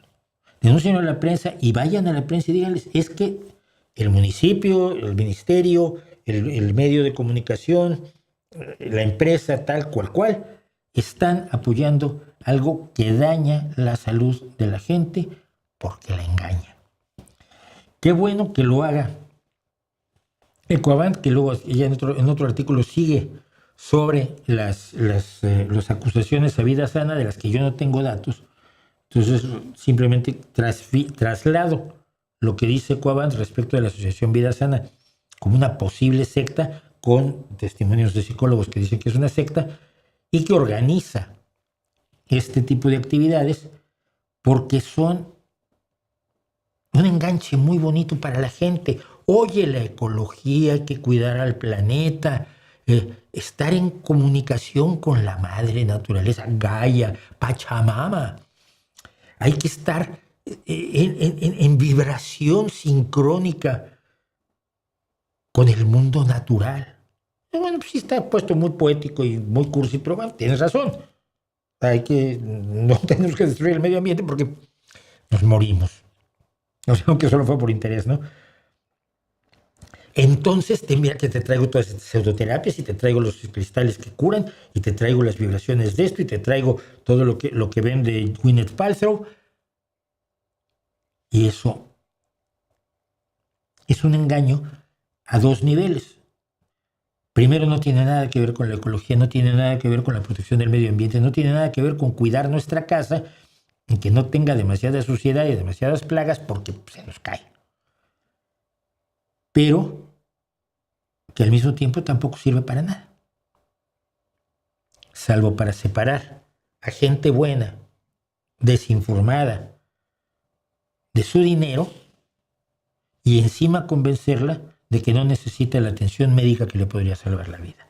Dicho lo cual, espero enterarme más de quiénes son y de dónde salen los señores de Ecoavant, pero si eso están haciendo, un ecologismo militante, serio, basado en hechos, en datos y en ciencia, hace una falta enorme.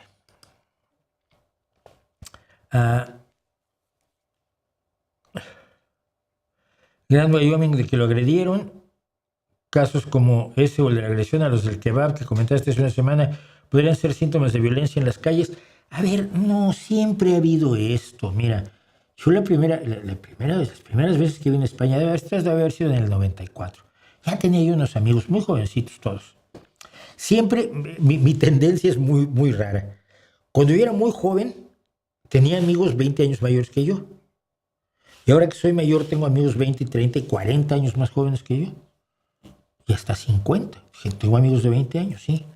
Entonces, bueno, tenía yo amigos muy jovencitos. En 1994 todavía era yo un señor de 39 años. Y eran anarquistas, un grupo de anarquistas, eran muy amigos míos. Y un día me contaban cómo se daban de hostias con los nazis, ¿no? Atrás de los escenarios de unos conciertos que había por aquí. Y decía, ¿cómo que se dan de manazos? Sí, es que un día le pegaron a uno de nuestros compañeros, entonces fuimos y les rompimos la cara. Pues no, así no vamos a avanzar mucho, pero bueno. Siempre ha habido esto.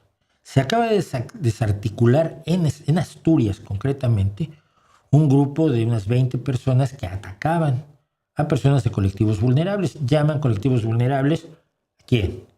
Sudamericanos, negros, gitanos, homosexuales,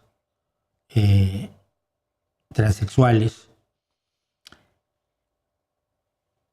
y organizaban cacerías. Cierto que con el boom de la ultraderecha se legitiman más este tipo de grupos, pero siguen siendo absolutamente residuales, no son un síntoma. Más allá de eso, se envalentonan un poco con esto, pero siempre los ha habido. Yo los quiero fuera, yo no los quiero en la clandestinidad, yo quiero que salgan a la calle y verles la carita y saber lo que están diciendo. No quiero empujarlos a la clandestinidad, pero no es un síntoma de violencia en las calles, porque en España eso no está ocurriendo, ni hay nada que indique que vaya a empezar a ocurrir. Y si empieza a ocurrir, que es, digamos, que lo impulse, porque lo está impulsando, que lo impulse con eficacia y con éxito la ultraderecha, concretamente Vox, y los sectores más burros del PP ahora, no hay posibilidad de que tenga una larga existencia. Yo no me preocuparía por ello demasiado. Hay otra cosa de las que ocuparnos. ¿Has escuchado la nueva canción de Deep Purple y de Rolling Stones? He escuchado 2 del disco de Rolling Stones y escuché la de Deep Purple. Y el tweet que expedí, el tweet que lancé, te lo voy a leer porque creo que es revelador. Tenme un poco de paciencia porque ya fue hace un par de días y tengo que recorrer todo esto.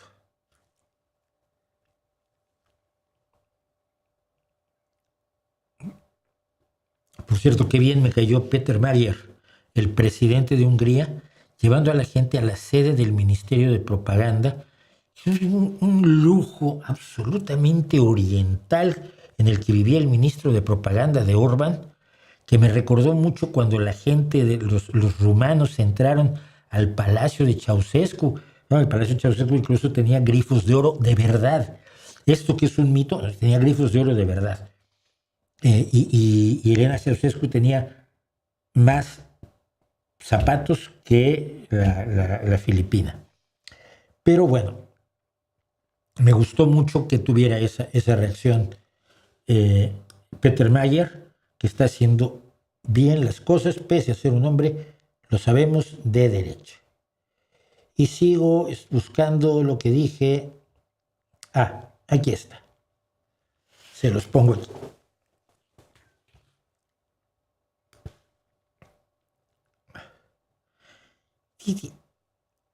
8 personas le dieron me gusta, uno los retuiteó y soy irrelevante en Twitter, pese a tener tantos seguidores. Pero dice esto. Dice, no es nostalgia ni un gramo. Es solo rock como debe ser. La más reciente de Deep Purple, Arrogant Boy, de su disco Splat, que se lanza en julio, y enlazaba yo con el video de Deep Purple. Los Rolling Stones son los Rolling Stones y me gustan mucho, pero no me parecen tan relevantes como Deep Purple. Nunca me lo han parecido. Ni me han parecido instrumentalmente del nivel que ha tenido Deep Purple a lo largo de toda su existencia, aunque en este momento de la segunda formación o de alguna de las formaciones originales quedan 3. Ian Pace, que es el baterista, que es un monstruo de la batería, el profesor. El bajista, cuyo nombre olvido constantemente, y Ian Gillan, el cantante, que ya ha perdido prácticamente un ojo. Tienen muchos años, pero están haciendo tan buen rock. Del disco anterior hay cosas absolutamente rescatables y conservables, y cosas como esta Arrogant Boy a mí me parece que lo es otra vez, y entonces estoy encantadísimo. Los Rolling Stones me parecen menos relevantes en sus canciones, porque tienen pocas canciones enormemente relevantes, como Sympathy for the Devil, Simpatía por el Diablo, con la que abrimos nuestra Cuéntame una canción, o ¿cómo se llama? La de War Children is Just a Short Away, que siempre se me olvida el título de la canción. Son las canciones más famosas de los Rolling Stones. O Ruby Tuesday, que es otra maravilla de canción, pero sus canciones no tienden a ser tan relevantes ni musical ni líricamente, ni letrísticamente, perdón, como lo hace Deep Purple todavía. O, por cierto, Paul McCartney y Ringo Starr, que en el disco de Paul McCartney se echan una juntos sobre cómo eran cuando eran jóvenes. Ahí sí usan en la nostalgia absoluta, porque Ringo Starr tiene otra canción que también está en la nostalgia absoluta. Bueno,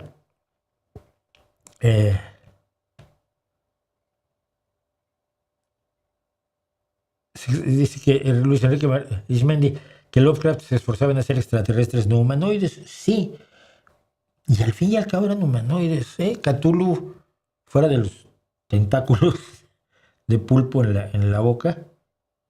Pero, bueno, pues ya que hablamos de Cuéntame una canción, vamos a contarles una canción y la de hoy no se la espera. La de hoy no se la esperan. Vamos a contarles Thunderstruck, uno de los grandes himnos del rock pesado, uno de los grandes himnos de AC/DC. Empieza a sonar la guitarra de Angus Young con las primeras notas de Thunderstruck y el público enloquece y empieza a saltar y por supuesto corea Thunder. Thunder. Y es una canción que tiene larga historia y además tiene un significado que la gente no ubica.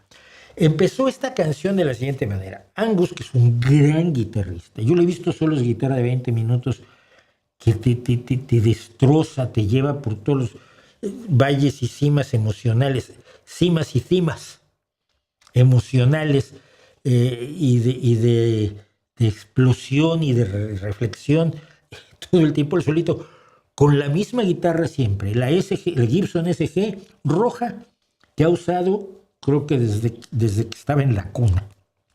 Exagero, por supuesto. Esas notas primeras es un ejercicio de tapping, o sea, no usa la mano derecha, todas se hacen golpeando las cuerdas con la mano izquierda.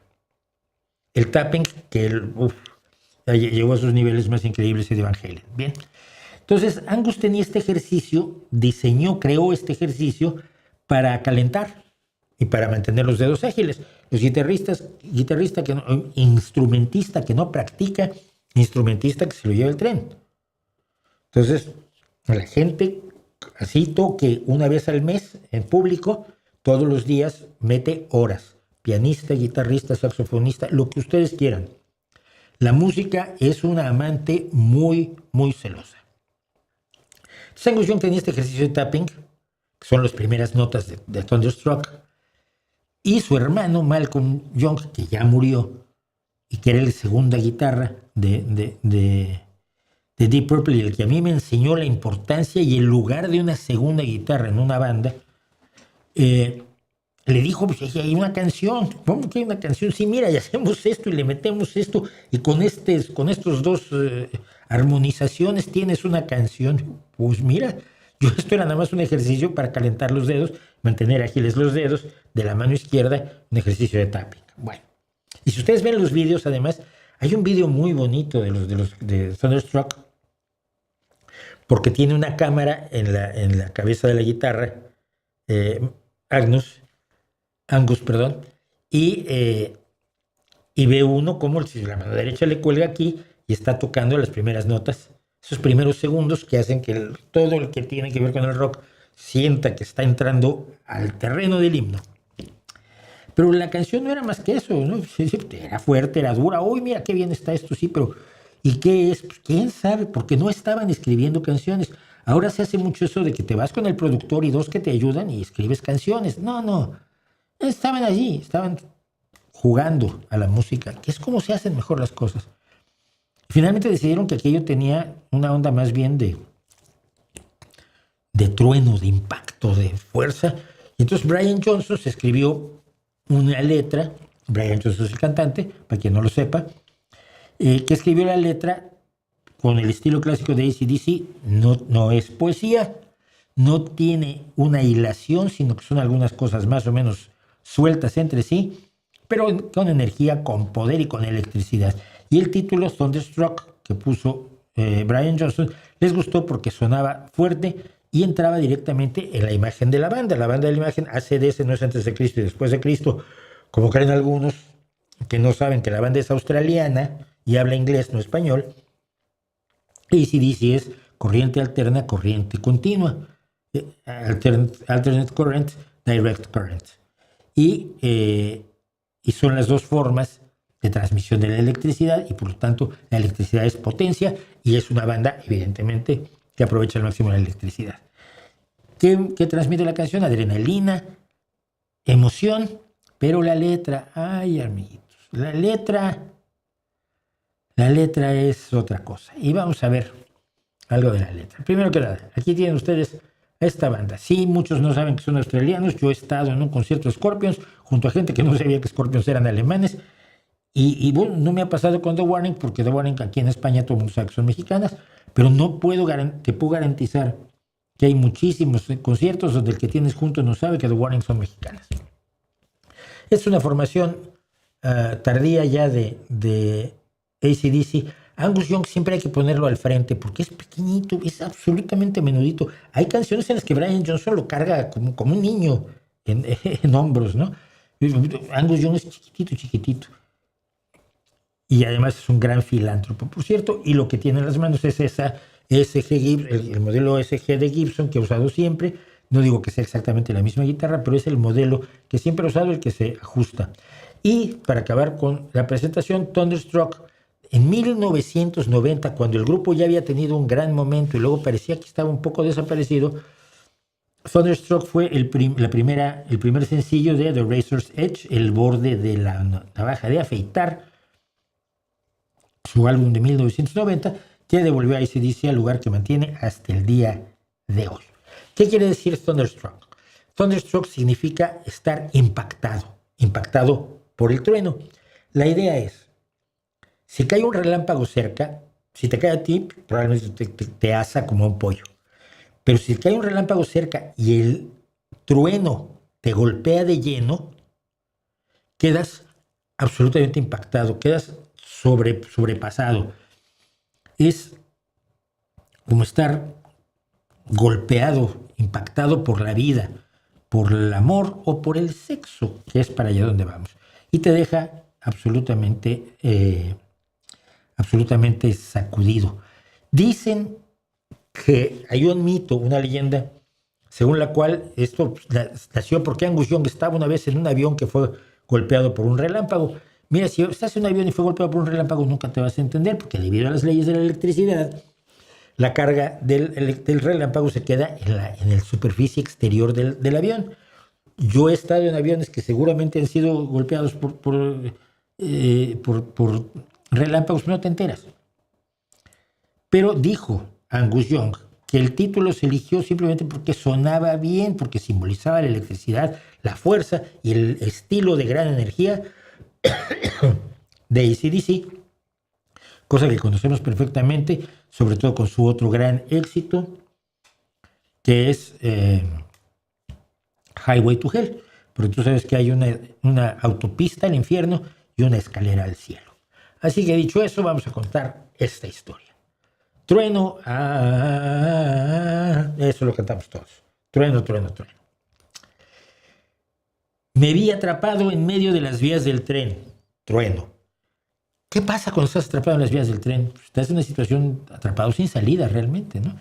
Te van a atropellar si estás ahí atrapado. O si no te puedes quitar, en cualquier momento el tren pasará y te convertirá en muchos trocitos pequeños. Miré a mi alrededor y supe que no había vuelta atrás. Thunder. Mi mente se aceleró y pensé qué podía hacer. Thunder. Y sabía que no habría ayuda de tu parte. Tú no me ibas a ayudar para nada. Esto es una puesta en escena que luego no tiene nada que ver con lo que sigue, por lo mismo que explicaba yo al principio. El sonido de los tambores golpeando en mi corazón. El trueno de las armas, y de este trueno de las armas suena más a trueno de cañones. Guns pueden ser armas de cualquier tipo, armas de fuego, pero a mí me suena más a cañones más que armas. Me destrozó. Ha sido impactado por el trueno. Usé como traducción impactado por el trueno por usar algo, pero suena mucho mejor Thunderstruck, por supuesto. Viajamos por la autopista, superamos el límite. ¿Qué límite? El límite de velocidad. Llegamos a la ciudad, recorrimos Texas, sí, Texas, y nos divertimos. Y al parecer, pero no lo pude confirmar, esto se refiere a un famoso tour que hicieron AC/DC la primera vez que fueron a Texas, donde parece que la armaron en plan de lo que hacían las bandas de rock antes, que era destruir las habitaciones de hotel, armarla y acabar en el calabozo con una borrachera monumental. Esto era una de las cosas que hacían casi todas las estrellas de rock, no todas, porque había gente que no bebía, que no se drogaba y que eran los raritos del equipo.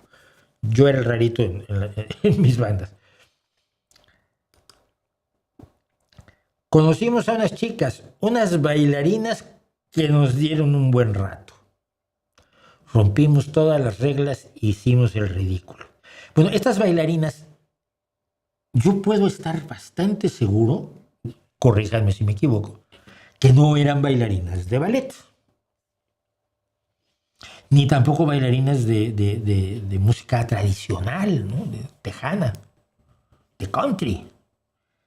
Tiendo a pensar más que eran bailarinas de striptease, pero bueno, cosas mías. Sí, ellas nos volaron la cabeza. Pues no creo que haya sido con el ballet, ¿qué quieres que te diga? Y me temblaban las rodillas. ¿Puedo volver, por favor? Y aquí está la trampa. Y aquí está la trampa de Brian Johnson. Could I come again, please? Es ¿puedo venir de nuevo, por favor? Salvo que to come en inglés significa lo que en España llaman correrse, y en México se llama venirse, y en distintos lugares se llama de otras maneras, y fundamentalmente significa tener un orgasmo. ¿Puedo tener un orgasmo otra vez, por favor? Parece que le dijeron que sí. Esta es la esencia de la canción, y la mayoría de la gente jamás se le ha ocurrido la primera vez que le dije, could I come again, please? Esto tiene segunda intención porque no. Inocencia no hay. Ni hay inocencia en el rock, ni hay inocencia en AC/DC. Así que esas damas fueron muy amables y has sido impactado por el trueno, sí, impactado por el trueno o impactado por el trueno. Y todo esto repetido en el estadio, porque esto no lo puedes oír en una sala para 270 personas, esto es rock de estadio, te impacta. Y repite. Y me temblaban las rodillas. ¿Puedo volver a venir? Por favor. Impactado por el trueno. Y para que se nos quite la preocupación de que les hubiera ido mal después de estos ejercicios de tanta diversión y tanto aparente sexo, nos dejan claro que impactados por el trueno está bien, estamos bien. Está bien, estamos muy bien. No hay ningún problema. Y así es como está hasta el día de hoy AC/DC, una de las grandes bandas, y creo que esta es una canción que muchos interpretan de otra manera o no interpretan como deben, de la misma manera en que Reagan interpretó mal Born in the USA. Como quiera que sea, yo sin ser un enorme fan de la banda como tal, debo decir que esta canción, Highway to Hell, Back in Black y algunas otras, me parecen fundamentales para entender la historia del rock pesado, del rock duro y del rock crudo y sin demasiado maquillaje. Eso fue pues Thunderstruck.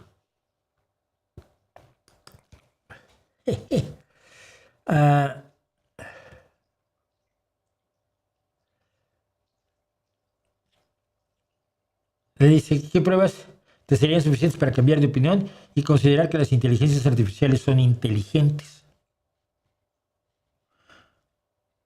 Que exhibieran agencia fundamentalmente, ¿no? Es decir, la inteligencia es la capacidad de resolver problemas que proviene de la agencia. Tú puedes hacer cosas, puedes querer hacer cosas. Y una inteligencia artificial no puede querer hacer cosas porque carece de necesidades. La puedes programar para que tenga. ¿Es necesario que hagas esto? Sí. Pero mira, nuestra inteligencia procede de las necesidades. Necesitábamos comer, necesitábamos protegernos, necesitábamos sexar, necesitábamos seguir vivos y para eso tenemos que protegernos de depredadores, de los de la tribu del otro lado del río, que les caemos muy mal, no les gusta nuestra moda del vestido. Tenemos que protegernos del medio natural, de los desastres naturales, que cuando los ves dices, qué poquita cosa soy. El otro día en carretera me pasó. Tuvimos una tormenta de esas que no ves la carretera. Dices tú, sí, mucho automóvil con todo lo más moderno del mundo y de quien te puedes matar con una facilidad absoluta. Las fuerzas de la naturaleza son aterradoras y impresionantes. Entonces, tú tienes esas necesidades, pero no las tienes cuando eres inteligente. Esas necesidades las tienes cuando eres un trilobite. La respuesta a las necesidades que te implica tu existencia y tu medio y que empujan la evolución de los primeros seres unicelulares hasta hoy, que tienes un cerebro que es la estructura más compleja que conocemos en el universo, implica necesidades, agencia y capacidad de resolución de las necesidades y mejora o adaptación continua para enfrentar necesidades nuevas. Ay, de pronto estalló el volcán y ¿te acuerdas dónde tenías plantado tu maíz? Sí, un campo de lava. Tienes necesidades nuevas. Tienes necesidad real de supervivencia de abordar eso y por lo tanto aplicar lo que poco a poco fuimos llamando inteligencia. Yo cuando veo, lo he dicho, cuando veo un cuervo haciendo algunas de las cosas que hacen los cuervos o las ardillas, sabes que allí hay inteligencia. ¿Por qué? Porque hay necesidad. Quiero comer lo que está allí. Y me han puesto trampas para que no lo pueda comer. Hay videos maravillosos de ardillas que resuelven problemas complicadísimos para llegar a la nuez. Sin la necesidad y la agencia, la capacidad de reaccionar propia, de desear cosas, no puede haber inteligencia. Solo hay un simulacro de inteligencia. Tú no te juegas nada como inteligencia artificial. Tu existencia no significa nada para ti.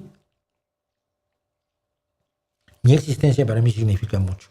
Entonces, si puedes demostrar que tiene necesidades, agencia y capacidad de pensamiento original, no de reorganización de los hechos que ya conoce, sino de pensamiento absolutamente original,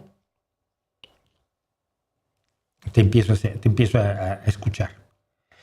Estaba yo leyendo la historia de un sujeto absolutamente increíble que fue un explorador de Groenlandia, me parece. Un danés de 2 metros de alto que acabó casado con una inuit y que se congeló varias veces y que luego llegó a ganar el premio de los $64,000 en la televisión estadounidense. Un sujeto de estos absolutamente fuera de serie, tipo Christopher Lee que hay en el mundo. Y contaba una cosa, quedó atrapado bajo la nieve. Y la nieve se congeló.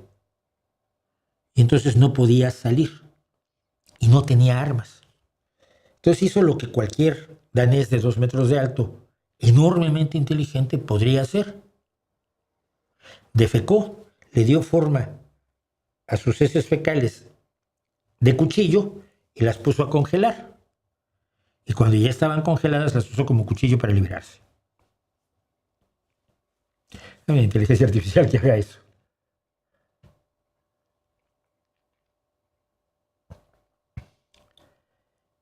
Esto me encanta, pero no lo voy a tocar. O sea, no quieren guardería para los niños de preescolar, sino para todos, primaria, secundaria y hasta preparatoria. Pues quedó muy difícil, ¿eh? Un chico de 17 años. Y no siempre porque tengan que trabajar. Ah, claro, suponemos que son unos miserables desgraciados que lo están haciendo por vagos, porque los pobres son pobres, porque quieren, se portan mal así. No se puede confiar en ellos nunca y entonces no les des nada. ¿Cómo se llama? Gilvia Villagrán, yo pensé que se llamaba Laje o Rayo o algo así.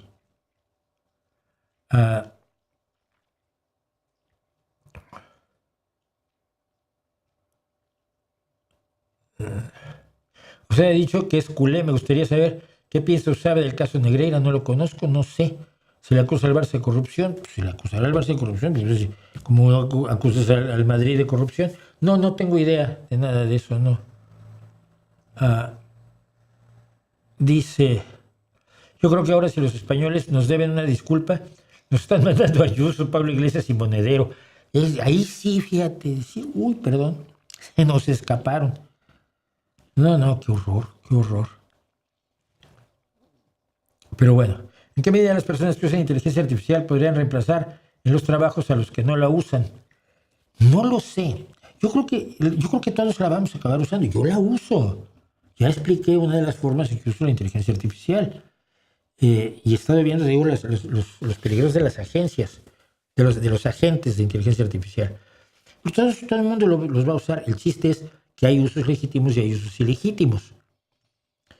Hay todo un sitio web donde traté de entrar esta mañana y bueno, finalmente cuando entré ya era tarde, ya me venía para acá, que se llama Rente a un Humano.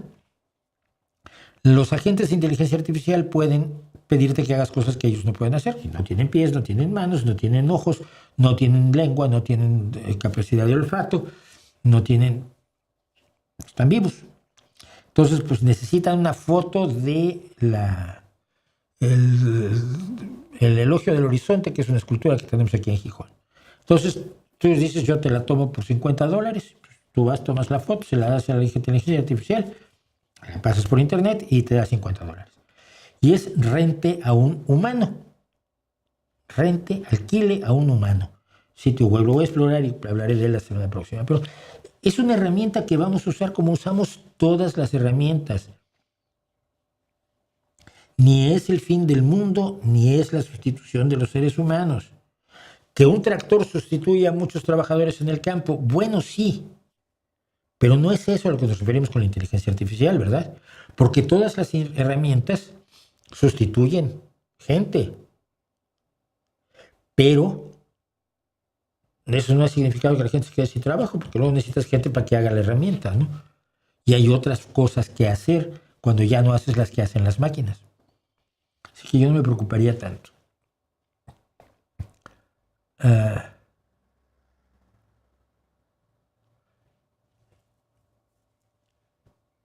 No, Marín Francisco, me mencionaste un filósofo, no me interesa. ¿Tú crees que yo necesito un filósofo para criticar la filosofía? No creo. Si él está en desacuerdo con la filosofía, que lo haga. No me necesita a mí tampoco, por favor. En serio. ¿Por qué en México se menciona tanto que la DEA o la CIA supuestamente controlan los cárteles?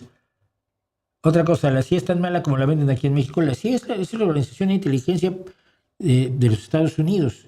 Es mala para quienes son enemigos de Estados Unidos. Es mala, pero no es buena para Estados Unidos, lógicamente, ¿no? Como la inteligencia de México, la inteligencia que tiene gobernación, era buena para el gobierno, pero pues era mala para nosotros que nos oponíamos al gobierno. ¿Pero por qué se dice que controlan a los cárteles? Porque así te eludes el problema de que Rocha Moya, por ejemplo, gobernador de un estado de México, explico para los que no son mexicanos, esté siendo exigido para la extradición porque está involucrado con los cárteles de la droga. Y él es un distinguido miembro del partido en el poder. Entonces, si la culpa es de la DEA y la CIA, mira, ya no es la culpa del PRI, del PAN, del PRD, de Morena, de nadie. Son los malvados de allá afuera que nos vienen a hacer esto, ¿no? ¡Ay, qué malos que son! No hay pruebas. No hay pruebas. El que Sheinbaum diga que la CIA no opera en México cuando sabemos que la CIA opera en colaboración con el gobierno mexicano para cosas que les convienen mutuamente, como es luchar contra el narcotráfico, es lo más normal del mundo.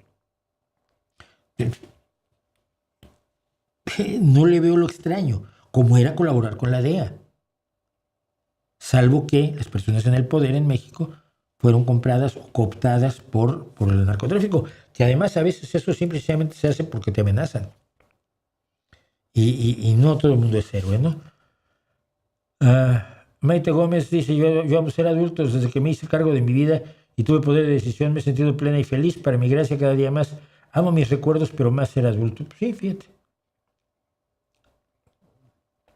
¿Qué opinas de quienes valoran la filosofía principalmente por haber acuñado términos que aún hoy empleamos, como aporía, entelequia, ecléctico, paradigma, idiosincrasia o solipsismo?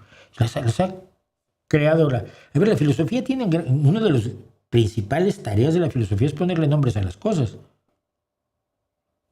que no cambian porque les cambias los nombres. Yo te recuerdo una cosa que decía Richard Feynman, quien estoy volviendo a leer ahora, por cierto, recomendación de un amigo de Santiago de Compostela. Yo puedo conocer los nombres de una flor en todos los idiomas y sigo sin saber cómo es la flor. Pero puedo estudiar a la flor y saber cómo es la flor y cómo funciona y por qué es una flor y qué es lo que hace y cómo funciona, cómo opera en la reproducción de la planta sin conocer ni siquiera un nombre de la flor. Le daré nombre para identificarla. Eso de que la filosofía crea nombres, pues mira, no me parece así como suficiente para mantener una facultad de filosofía que cuesta un dineral y produce a gente que no va a ser más que profesor de filosofía. O sea, es que por favor. Si he oído hablar de la Guerrero, no. Trini Martínez no le he oído hablar de ella. ¿Qué opinas de los argumentos de los filósofos? Mira, no me los vengas a traer, ya me los ponen en los comentarios, ya los que ya respondí, ya los respondí. Sí, si tú criticas a la filosofía, estás haciendo filosofía. Sí, todo es filosofía. Y yo soy un gran filósofo, y entonces los grandes filósofos son tan tontos como yo. ¿A eso llegamos? Si todo es filosofía, nada lo es.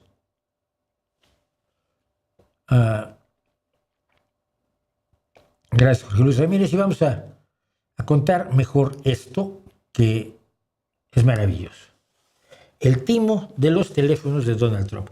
Donald Trump es un hombre que ha hecho una enorme cantidad de timos. No negocios fallidos como cuando quebró 2 casinos. Que quebrar un casino, de verdad, es una tarea.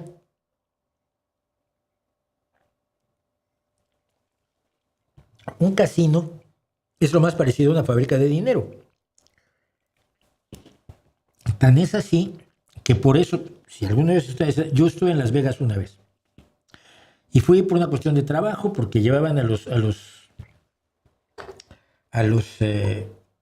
concesionarios de Renault a presentarles los nuevos modelos de Renault México, pero pues era una forma de darles un premio porque habían vendido un montón de automóviles, cosas por el estilo. Entonces pues, yo llevaba parte del espectáculo y me llevaron a Las Vegas. Yo llevaba $300 para perder. Pero tú andas por las mesas en Las Vegas, te regalan bebida. Te regalan bebida en grandes cantidades y aperitivos para que no te emborraches mucho y dejes de jugar, porque el chiste es que juegas 24 horas al día. Es una fábrica de dinero. Quebrar 2 casinos es una hazaña absolutamente impresionante. Bueno, pero no me refiero a esos malos negocios de Trump, me refiero a los timos. Hizo una universidad que no fue universidad, pero le sacó muchísimo dinero a la gente y fue condenado por el timo de la universidad. El ejemplo más citado de cómo se le consideró defraudador legalmente en un juicio, en un tribunal de los Estados Unidos, declararon que la Universidad de Trump era un fraude. Decía que iba a venderles secretos de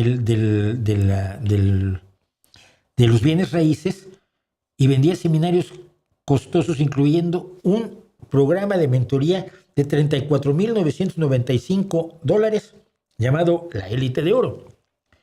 En 2017 Trump pagó $25 millones para finalizar 3 demandas separadas, independientes, 2 de varios grupos, 2 de grupos, 2 lo que se llama acciones colectivas y una del fiscal general de Nueva York.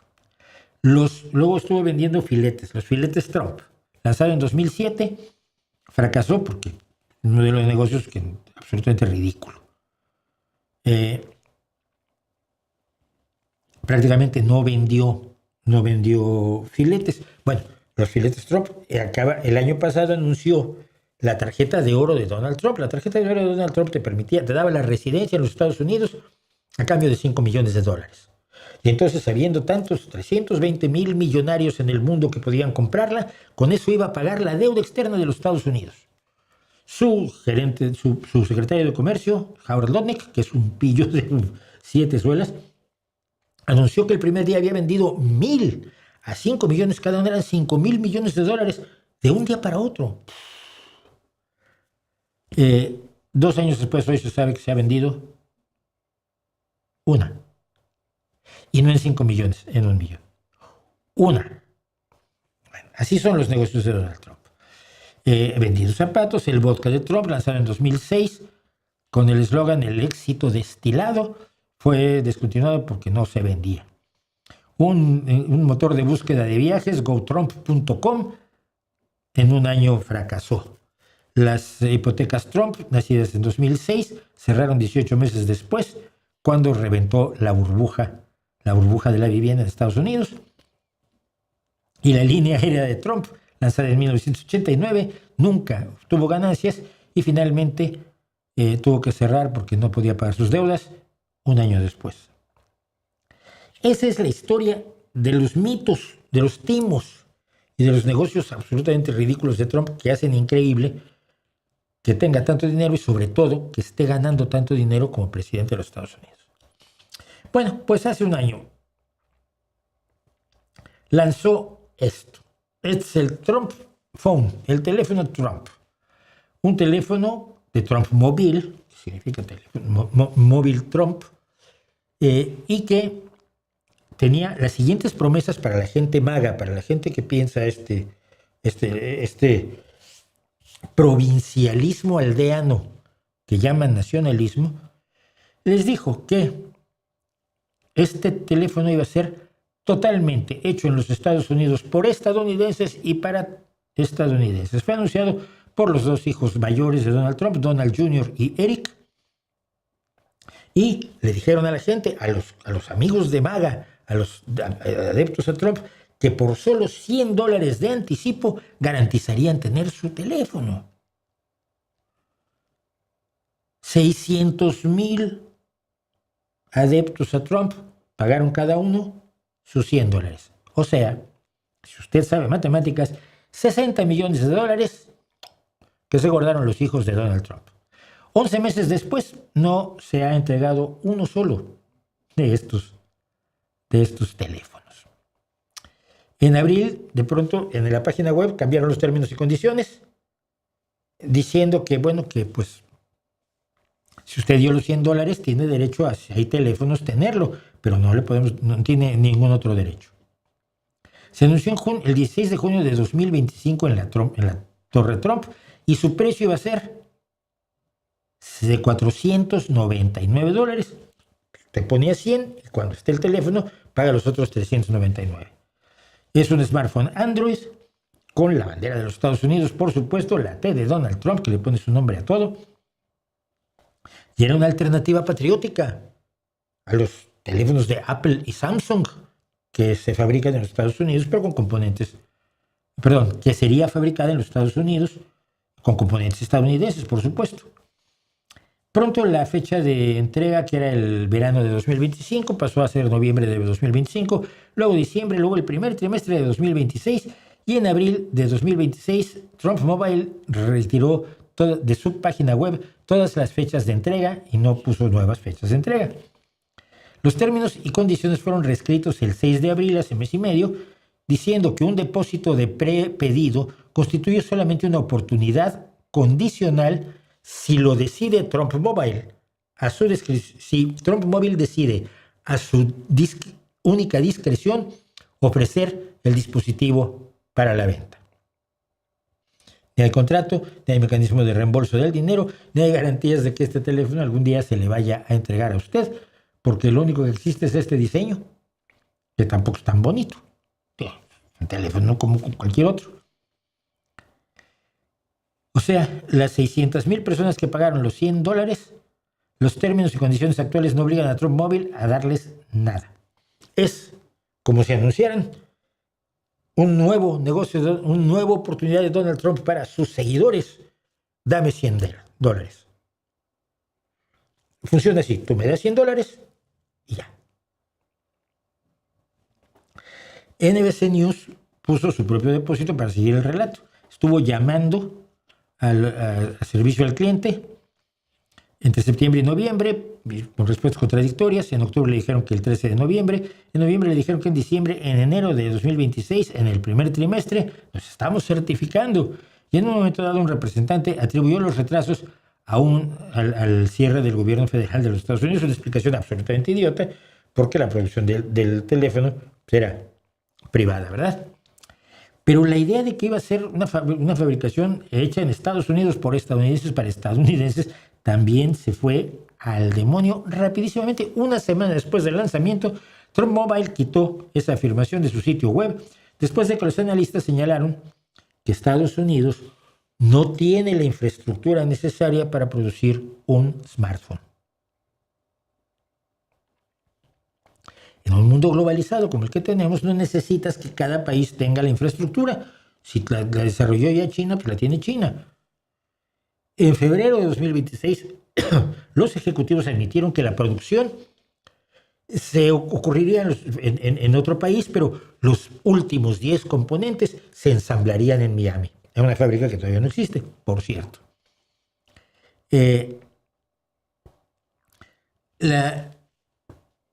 La senadora Elizabeth Warren y otros legisladores demócratas han investigado las tácticas que pueden ser totalmente ilegales de esta estafa.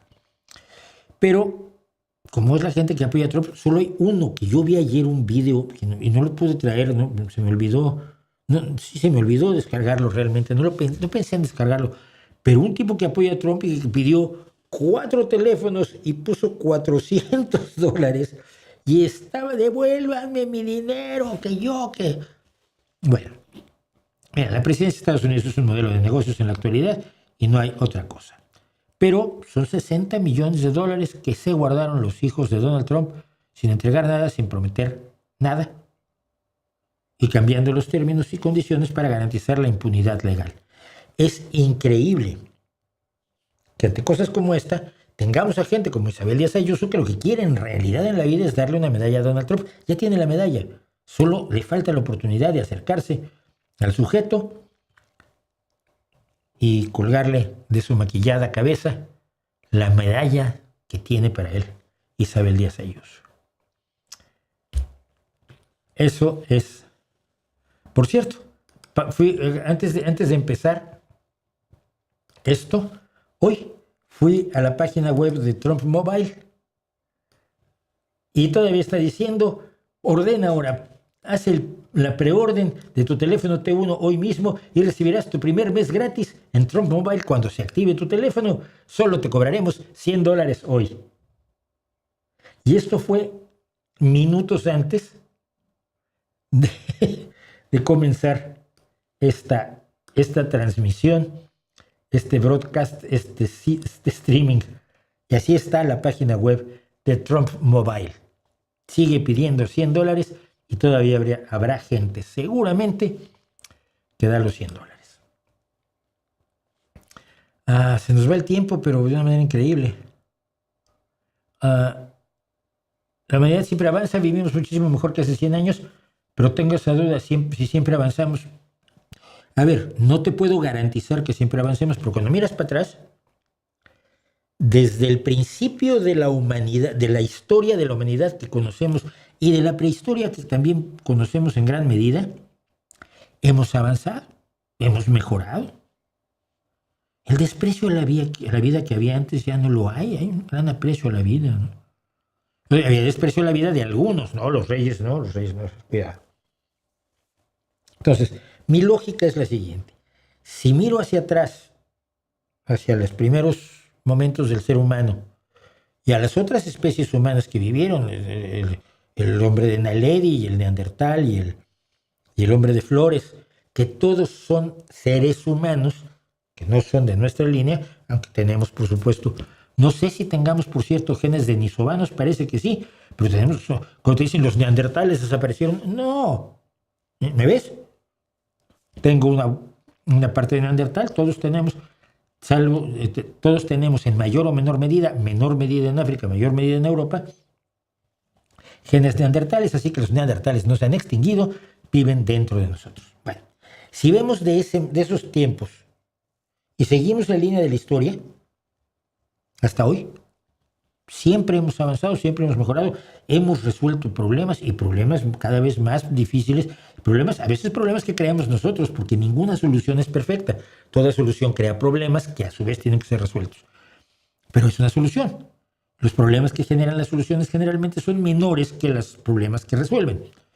Lo que pasa es que los especialistas en hacer el sollozo, las plañideras de la civilización, siempre te dicen que, ay, no, está esto, ay, pero ¿cómo hiciste esto? Es malísimo para tal cosa, ya, pero es buenísimo para estas otras. O sea, todo medicamento tiene efectos colaterales. Entonces, si eso ha pasado hasta hoy, no tengo ningún motivo para creer que va a dejar de pasar.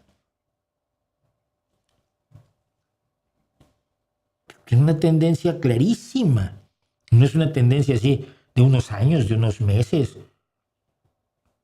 Que ha habido altos y bajas, sí, pero en términos generales lo que tenemos es una tendencia a mejorar, a avanzar, a respetarnos más, a tratar mejor el mundo, a tratarnos mejor nosotros, a tratar mejor al vecino. Yo creo que no hay motivos para pensar que no debemos seguir luchando por seguir mejorando, porque así seguimos.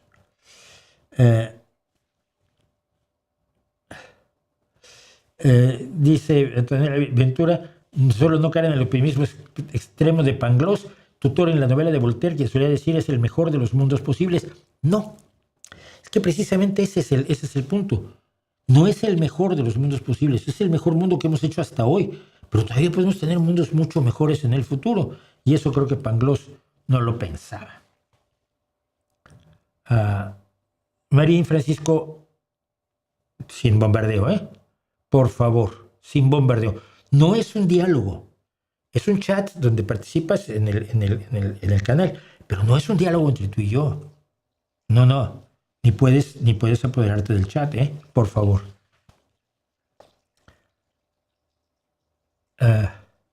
Fidel Castro pensó que expropiando todas las transnacionales y manejar todo desde el Estado se repartiría entre el pueblo. Pero no lo pensó Fidel Castro, es la idea de Karl Marx y Federico Engels, por supuesto. Y es la idea de Lenin, y que construye todo un país y todo un imperio sobre esa premisa, sin darse cuenta de que saber mucho de marxismo no te prepara para ser gerente de control de calidad en una fábrica de radios, ¿no? o de ordenadores, o en una fábrica de ropa. Porque en este tipo de organizaciones políticas el mayor valor es la lealtad al partido y al gobierno. Y eso no te convierte en un administrador eficaz, ni en un diseñador, ni en un innovador, ni en un empresario, ni mucho menos.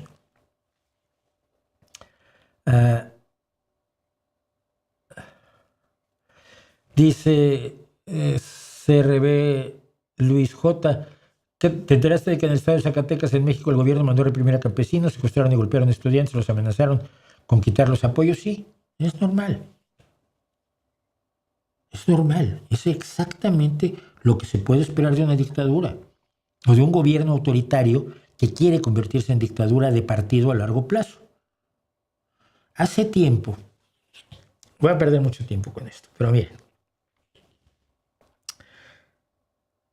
hace tiempo vengo pensando que no hay dictaduras de derecha ni de izquierda. Dictaduras que sirven a intereses, pero las dictaduras son dictaduras, no tienen ideología. Pueden simular ideologías para poder seguir en el poder, para poder ejercer la violencia contra los más desprotegidos, pero no tienen ideología. Su ideología es el ejercicio mismo del poder dictatorial, del poder absoluto, del poder que emborracha, del poder sin responsabilidad, del poder sin transparencia, del poder sin rendición de cuentas. Entonces, cada vez que me hablan de que hay tiranías de izquierda, sí, como no, y voy, Mao, Stalin, Pol Pot, Fidel Castro, Daniel Ortega, pero luego llegas a Maduro y dices, ¿ese tío es de izquierda? ¿O es simplemente un tirano? ¿Tenía alguna ideología? Bokassa I, el que se hizo emperador de lo que era el Imperio Centroafricano, hoy República Centroafricana, se proclamó rey.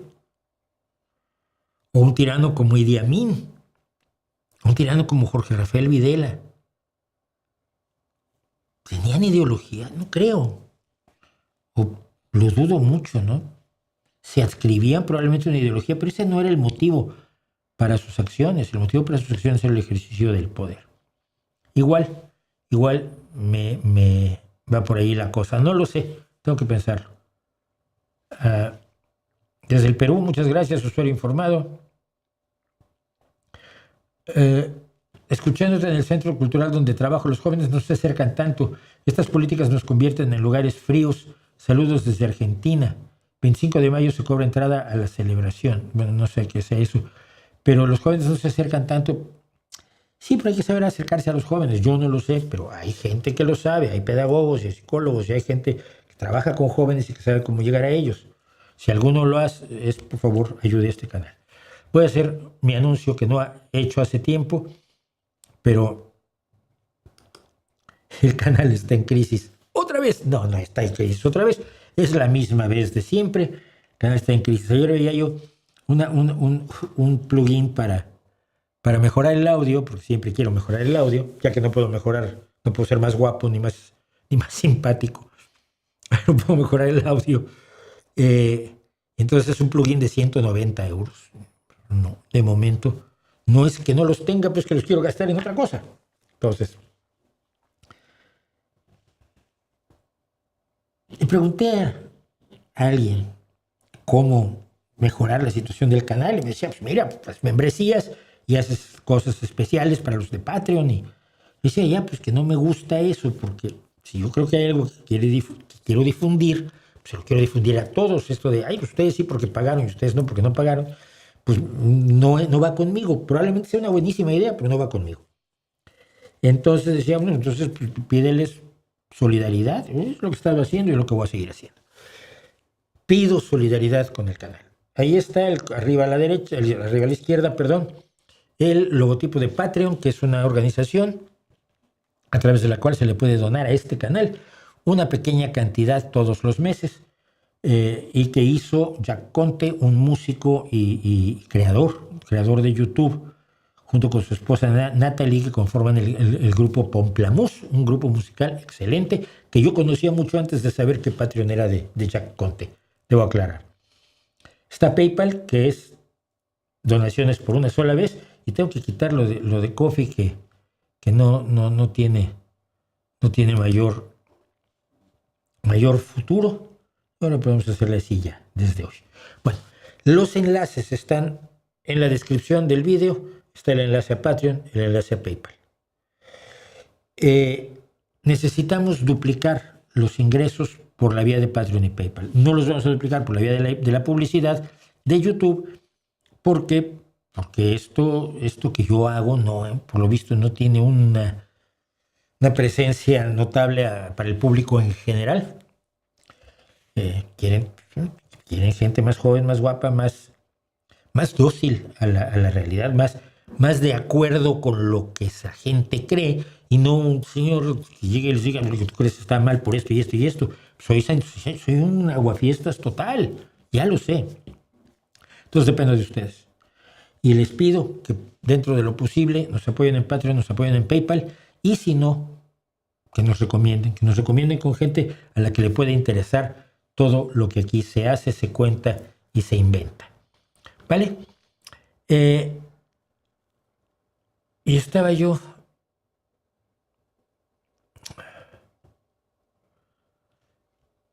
quería hacer esto antes de hacer los comentarios, que creo que hay menos comentarios que otras veces.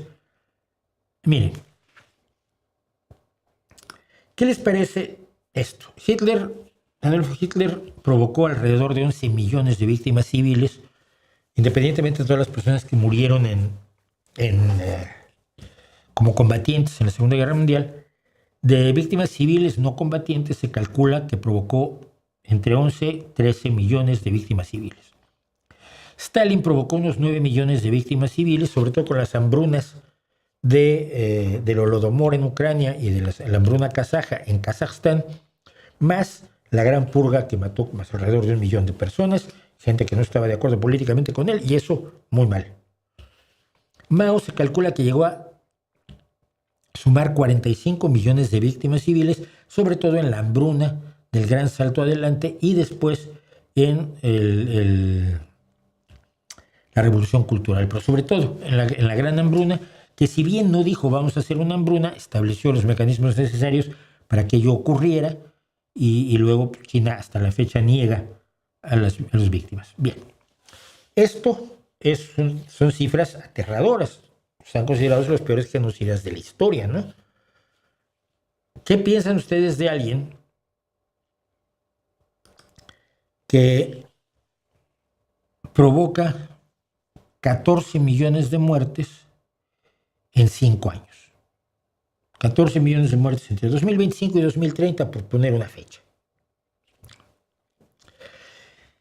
Cuando Elon Musk decidió acabar con la Organización de Ayuda de los Estados Unidos, de ayuda externa de Estados Unidos, que era fundamental para alimentar y dar salud y medicamentos y ropa y muchas veces bombas de agua y vivienda para millones de personas en todo el mundo,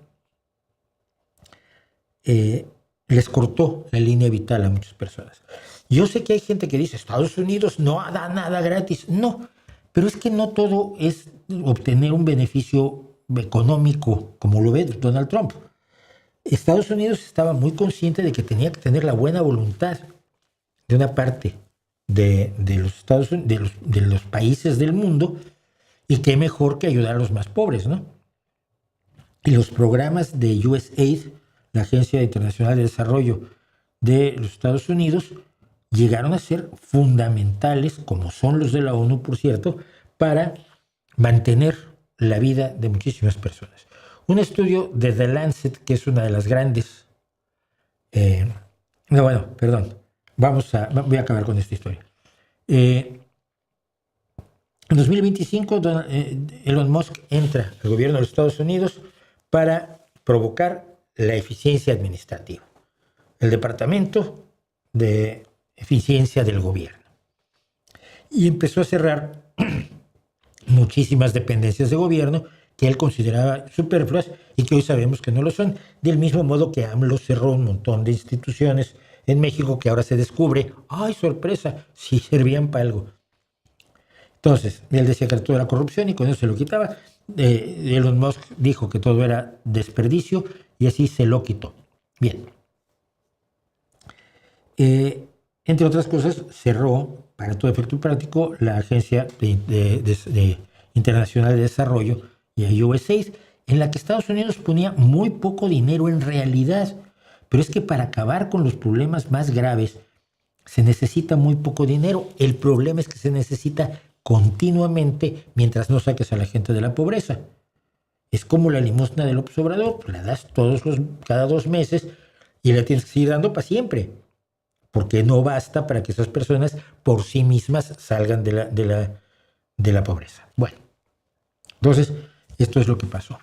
En 2025 ya, un estudio de The Lancet, 19 de julio de 2025, en la revista The Lancet, que es una de las revistas médicas y de salud más importantes, más reconocidas, más fiables, más sólidas del mundo, junto con el British Medical Journal, hizo este estudio en el cual publicó este estudio que evaluaba el impacto de 2 décadas de intervenciones de la USAID y proyectando los efectos del retiro de su financiamiento en la mortalidad hasta 2030, una evaluación del impacto retrospectiva y un análisis de previsión.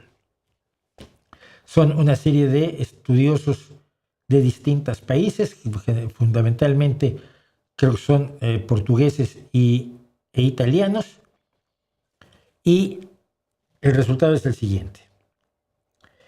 De aquí a 2030, o sea, de 2025, que se corta el financiamiento, a 2030, se espera que Donald Trump y Elon Musk hayan matado a 14 millones de personas que no deberían morir o que no habrían muerto si se hubiera mantenido la ayuda. 14 millones de muertes solamente hasta 2030. Otros estudiosos en los siguientes meses, incluso en abril de este año, han señalado que probablemente la cifra es demasiado conservadora y puede llegar a los 30 millones de seres humanos. Es decir, muy por encima de Hitler y muy por encima de Stalin en los dos casos, y acercándose al horrendo récord de Mao Zedong. El problema de los milmillonarios no es que sean milmillonarios, es que pueden ser psicópatas, racistas y genocidas. Y un psicópata racista y genocida con poco dinero puede ser enormemente tóxico, con mucho dinero pues mucho más. En este caso, lo que estamos viendo es que ese señor, que es Elon Musk, puede ser responsable de más muertes que Adolf Hitler y Joseph Stalin. Ojalá y alguien se lo diga.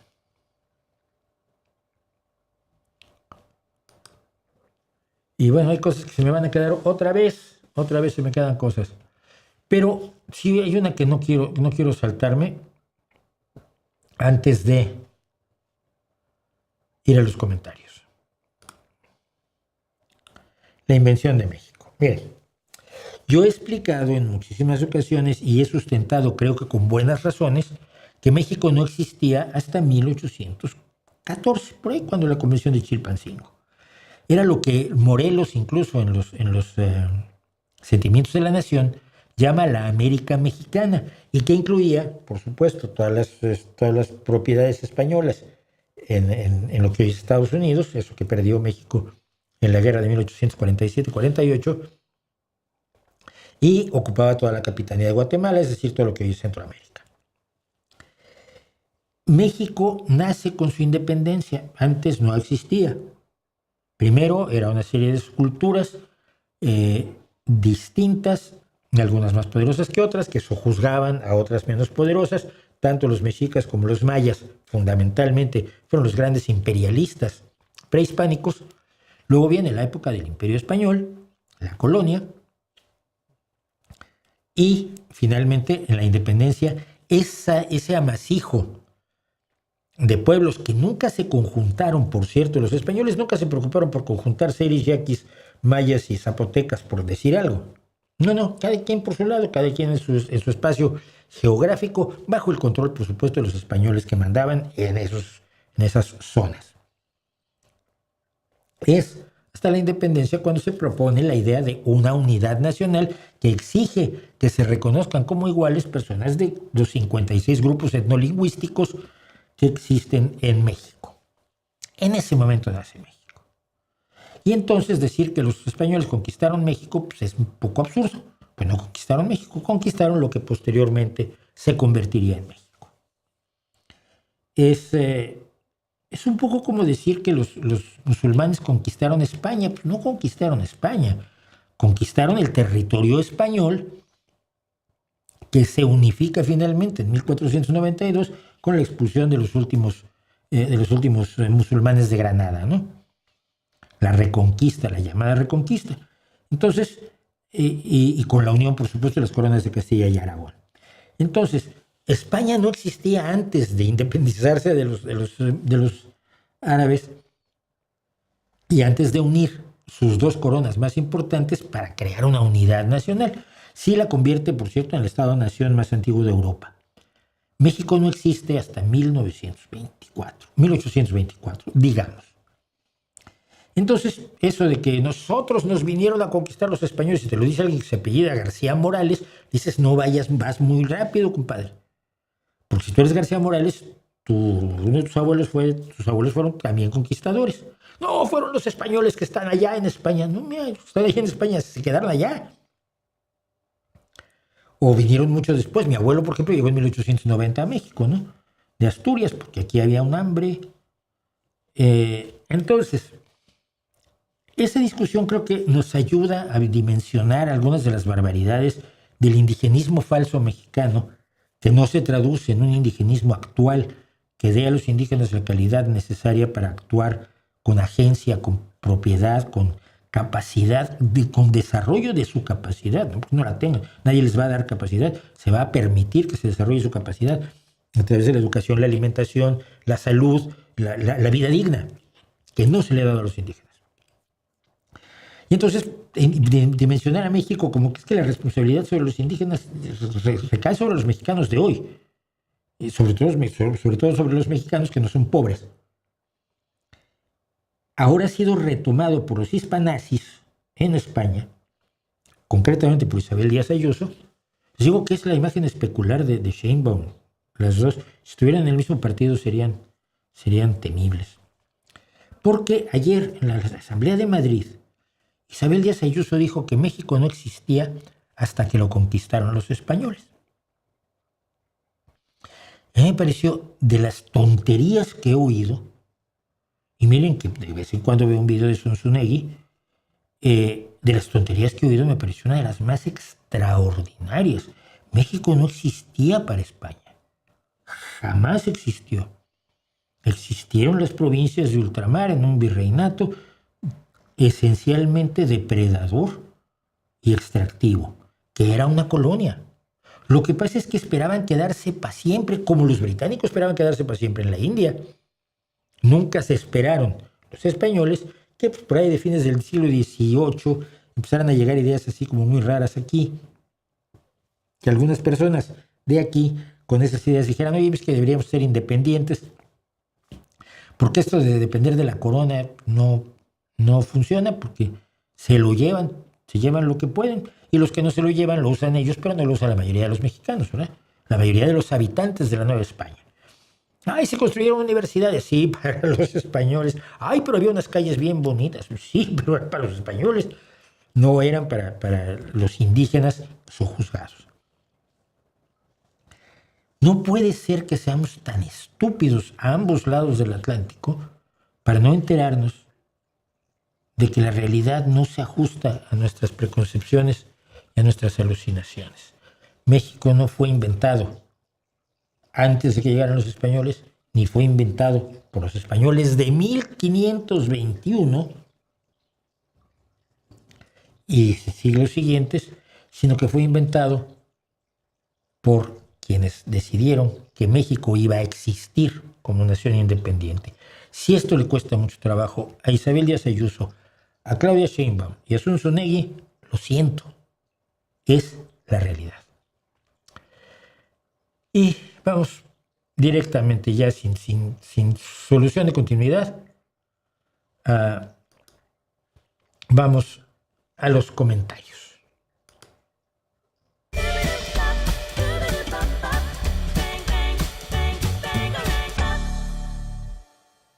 Bueno, todo lo que tiene después del chat, a ver si me da tiempo de verlo, pero vamos a los comentarios arbitrarios que fueron esta semana curiosos, pero más escasos que otras veces.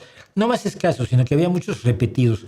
Con lo de los ovnis, la gente repite exactamente lo mismo hace 80 años y no tienen así como nada muy original que decir. Esto es notable, ¿no? Entonces la gente te regresa a lo mismo. Ay, pero es que una vez mi tío Sinforoso vio tal cosa y entonces la tía Remedios le dijo, ¿volviste a beber? Y el tío Sinforoso dijo que no. Ese tipo de cuestiones que de verdad aburren. Entonces puse muy poquitos de esos y por lo tanto nos quedamos con muchos. Pero hay algunos que realmente me alucinan. Por ejemplo, comienza hablando precisamente de lo que yo hablaba, de lo raro que son los venezolanos que huyendo de Maduro se vienen a España. Y en España se les recibe y se les acoge y se les dan ventajas para que no lo pasen demasiado mal, como se le dan a cualquiera que se refugia, y lo hemos visto con los ucranianos que dieron su testimonio en este canal. Pero viene Alejandro 8342 y dice, lamentablemente la izquierda solamente quiere una cosa. Yo pensé que queríamos muchas, pero no. La izquierda solamente quiere una cosa, poder, dinero y pobreza para el pueblo. Y si la pobreza la genera la derecha, ¿no? ¿Cómo que la dice? Para que este último dependa del propio gobierno. Con la experiencia que tienen, se supone que se refiere a los venezolanos con Maduro, a quien considera de izquierda, es claro que no quieren padecerlo en España. En Estados Unidos a que los regresen. a que los detenga ICE, les dé 2 golpes, los meta 6 semanas a comer mal y a no tener dónde hacer sus necesidades y a no tener atención médica, y entonces que los deporten de regreso para que Maduro los desgracie. Eso no fue lo que contesté. Lo que contesté fue, ¿por qué venir a España entonces y aceptar la protección de su gobierno socialista? ¿Por qué aceptar que un gobierno socialista mande un avión para sacar a Edmundo, prácticamente salvándole la vida? Si no pueden entender estos venezolanos, los venezolanos de ultraderecha, amigos de Vox, que no son todos los venezolanos, aclaro, no son todos los venezolanos, casi 200,000 que viven en España, pero son algunos. Si no pueden entender esos algunos, que izquierdas son muchas cosas distintas, y en el tiempo que han estado refugiados y protegidos en España, no han sido capaces de ver la diferencia entre la dictadura asesina madurista y un gobierno socialdemócrata en libertad, en democracia, con la mejor salud del mundo, sin costo para el usuario, con apoyos para ellos, con estado de bienestar, con generosidad y con oportunidades, más que fachos son tontos y suicidas, por supuesto, por ponerse del lado de los trompistas. José Arandi me dice, hola señor Mauricio, me quito el sombrero, realmente usted parece una persona sumamente inteligente. Finjo bien. Sin embargo, respecto de la afirmación suya en cuanto a los creadores de los círculos de los cultivos, ya se experimentó reproducir con equipo de alta tecnología y muchos participantes no fueron capaces de recrear uno de estos círculos, ni aún en una escala menor. Mi respuesta es falso. Lo apasionante, quizás lo que me hizo que rescatara yo este comentario, es que lo leyó en algún lado, lo oyó en algún lado y lo creyó sin cotejar si era cierto o no. Es decir, ¿qué es lo que pasa? Los que cerealólogos se llamaban, como eran en campos de cereal, generalmente en campos de trigo aparecían los círculos de las cosechas, porque es lo que se cosecha en el Reino Unido, donde se inició el fraude de Shortley y el otro, su amigo. Los cerealólogos decían, hay unas que tienen una energía muy especial. ¿Qué energía? ¿Cómo se mide? Dime cuál es. Y déjame ver si la puedo medir yo también. Ah, no, es que el cerealólogo soy yo. Entonces contaron este tipo de milongas y la gente se las cree sin constatarlas. Es falso, José, es completamente falso. No existen, se reproducen con una facilidad tan grande que existió, no sé si todavía existe, la empresa Circle Makers, creadores de círculos, que te hacen el círculo que tú quieras, simplemente tienes que pagarles a ellos y pagarle al agricultor al que le vas a desgraciar parte de su cosecha para hacer tu círculo publicitario. Yo me acuerdo del Hello Kitty, me acuerdo uno de una huella que era creo que de Adidas, y así hay varios. Dani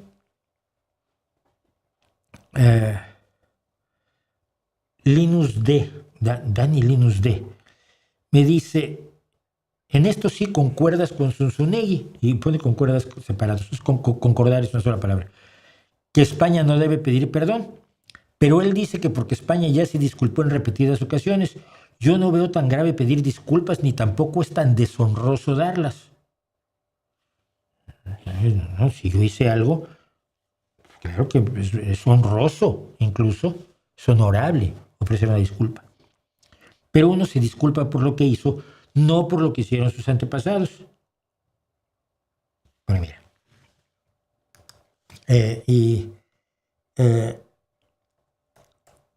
Déjame ver una cosa porque...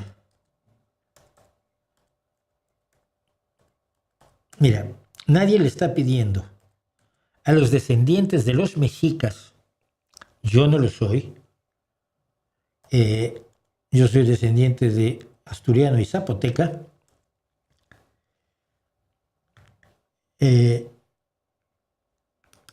nadie le está pidiendo a los descendientes de los mexicas que le pidan perdón a los descendientes de los tlaxcaltecas, los totonacas, los cholultecas, los ochimilcas, los chalcas, los tepanecas, los tlahuicas, los purépechas, por haberles pedido tributo, quitarles todo lo que tenían y luego llevárselos a ser protagonistas de sacrificios humanos. Y llevárselos de esclavos también, por supuesto. el imperio mexica funcionaba gracias a la esclavitud. ¿Te parece lógico decirles a los descendientes de los mexicas que le pidan perdón a los descendientes de todos estos otros pueblos? ¿Te parece correcto que España le exija a Italia que pida perdón por la conquista romana? ¿Te parece lógico? Pregunto. Yo no lo sé, pero me suena tan idiota. Luego, también hablando de Zunzunegui, dice Ferbar: ay señor, ¿para qué quiere hacer entrar en razón a un pobre diablo como este? La pregunta es importante. Creo mejor logra hacer razonar a las bestias y el otro solo sigue diciendo incoherencias. Bueno, aparte que le insultas a Zunzunegui, cosa que tampoco me parece que sea la forma de hacer las cosas. Un comentario jocoso, ¿vale? O sarcástico. Yo tengo una natural tendencia al sarcasmo, pero mira, yo no quiero que razone Zunzunegui. Zunzunegui probablemente sabe que miente, pero es un negocio. A mí me preocupa la gente que lo ve y le cree. La gente que piensa que el señor tiene una visión mucho más real de la historia que otras que puede haber escuchado. Y entonces lo que a mí me interesa es que esa gente esté enterada de que hay una visión diferente que puede matizar o incluso refutar las chorradas que se le ocurren a Zunzunegui para quedar bien con Salinas Pliego y con los hispanazis. Ha venido a España y aquí lo entrevistan en el Joe Rogan español, lo entrevistó y las organizaciones hispanazis le ponen condecoracioncitas y cosas así. Entonces, que la gente, yo nunca estoy tratando de cambiar a los creyentes ni a los que venden los cuentos, sino a la gente que todavía no le cree ciegamente y que podría todavía razonar. Esos son los únicos por los cuales yo dedico el tiempo que le dedico a esto, pudiéndolo dedicar, no sé, a la música. Dice Román Guerrero: los indígenas fueron víctimas de esclavitud y maltratos de parte de los españoles, no de todos. Disculpar esa parte de la historia es estar ciego ante nuestro pasado y pensar que el mismo es un monolito que no se puede reinterpretar. Apelas a un tratado que tiene la misma validez que muchos otros que no se han respetado. Das pena. Porque apelo al tratado de 1436 de amistad y perdón y olvido de que firmaron México y Estados Unidos. Y aquí a Román Guerrero lo único que me queda decirles: ya que te apellidas Guerrero, eres descendiente de algunos de los victimarios y conquistadores y deberías pedirte perdón a ti mismo. Juan Carlos LH dice: ¿qué significa el prendedor de colores que usas? Y no es un prendedor, bueno, sí es un prendedor de colores, pero dejen encontrar uno. Bueno, me vale esta imagen. Es esto. Lo que suelo llevar, sobre todo en los vídeos de los miércoles, suelo llevar una bandera de Ucrania junto con una bandera de la Unión Europea y esto, un símbolo de esto. Esto es el símbolo de los 17 Objetivos de Desarrollo Sostenible que adoptó la ONU en 2015, lo que llaman la Agenda 2030, en la que creo firmemente y sobre la que mienten estúpidamente los más despreciables personajes de este mundo. Ese es el prendedor de colores que tengo, de 17 colores, los 17 Objetivos de Desarrollo Sostenible que nuestra humanidad necesita para seguir adelante. JPM85 me dice: hola, buenas, ¿qué sabes sobre los peruanos captados con falsas promesas para trabajar de cocineros en Rusia y que son enviados a primera línea del frente donde están muriendo? Gracias. Sé qué pasa. Hace mucho, hace 2 años, 3 por lo menos, si no es que ya 4 años, en este canal, siguiendo la invasión imperialista de Putin contra Ucrania, denuncié y publiqué videos de chicos cubanos que estaban siendo llevados a Rusia con promesas de trabajo, que luego les ponían un fusil en la mano y le decían, corre para allá, y si regresas te disparo yo. Que es el sistema que tradicionalmente ha utilizado el ejército ruso para sus avances. Ahora pasa con peruanos y no solo con peruanos. Hay filipinos, hay ecuatorianos, hay bolivianos y probablemente hay gente de otros países. Hay muchos norcoreanos que Kim Jong-un los está entregando como si fueran su propiedad, porque él cree que son de su propiedad. Hay gente de todos lados. Desde el principio, esto es muy curioso, la televisión rusa afirmó que había todo tipo de soldados de la OTAN y de mercenarios diversos peleando del lado de Ucrania. No hay algunos voluntarios, es cierto, pero son muy pocos.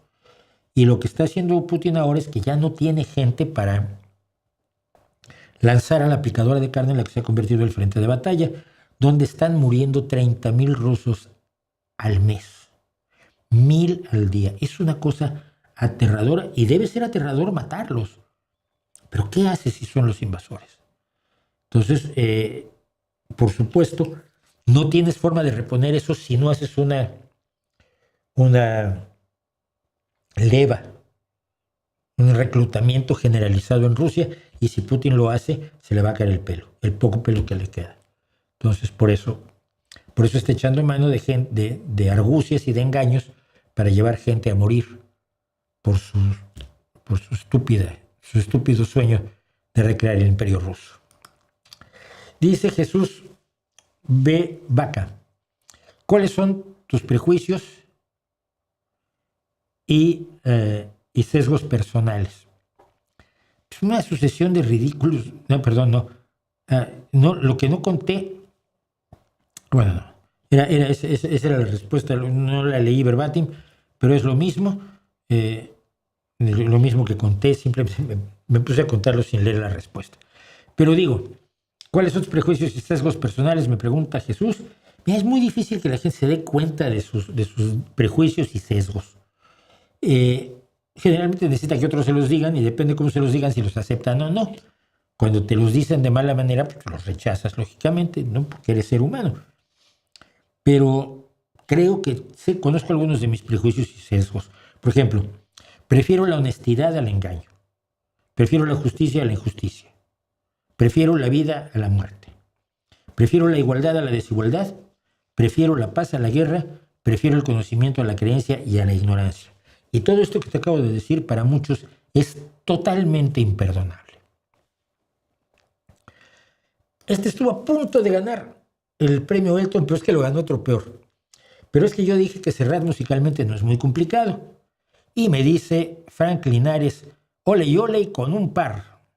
Joder, amigo músico, yo pensaba y no sé por qué que no debías de ser un bestia tocando, pero me equivocaba. A mí me cuesta mucho tocar con la guitarra sus canciones. A ver, que yo diga que la música de Serrat no es complicada musicalmente, no es degradarla ni disminuirle en ningún sentido. Esta es una visión que tenemos generalmente. Tiene que ser complicado.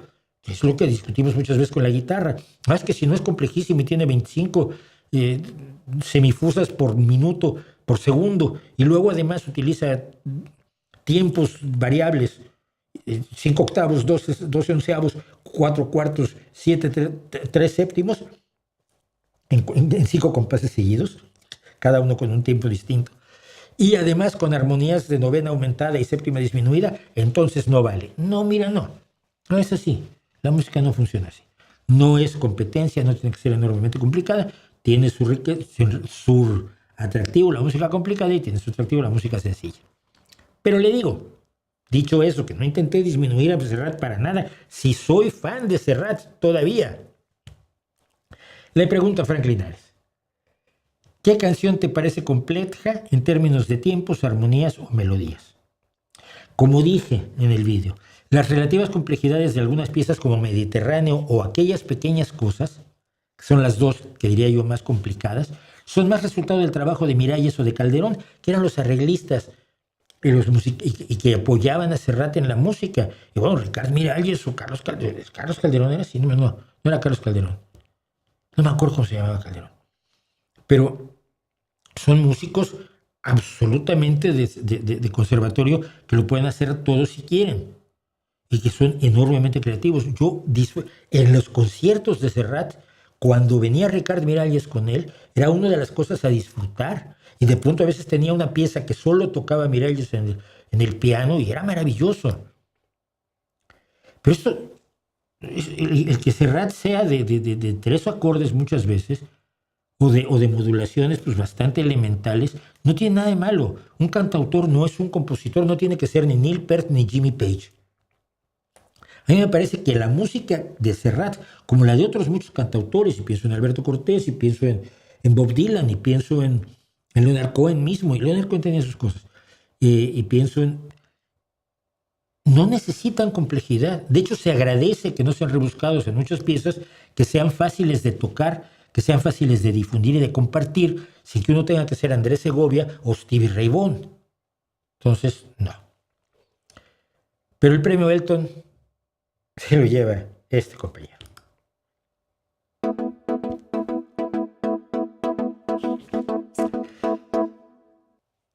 Este man, y al hablar de ese man, no habla de mí, sino de Joan Manuel Serrat, habla como si en estos momentos no hubiera un genocidio en Gaza, ahora no sé por qué le ponen 2 zetas a Gaza, y una guerra en Irán donde una civilización milenaria está amenazada con ser borrada del mapa. Ya perdió la guerra Trump. Y que por el conflicto muchos países están amenazados de padecer hambrunas. Aunque sí es gacho el abandono y maltrato a los ancianos, también es muy feo para los niños y adolescentes que son parte de esa comunidad más vulnerable. Para la figura que es Serrat, hubiera esperado un mensaje más cargado. Y dije yo, de verdad, para ser tan imbécil debes practicar mucho, es admirable. Serrat está hablando en un acto de la Generalitat de Cataluña sobre la tercera edad. ¿Quieres que hable de la guerra en Gaza, en Sudán, en Yemen, en Myanmar y en Ucrania? Eso viene tanto al caso como en una reunión sobre Ucrania alguien se pusiera a hablar sobre la pobreza en Perú.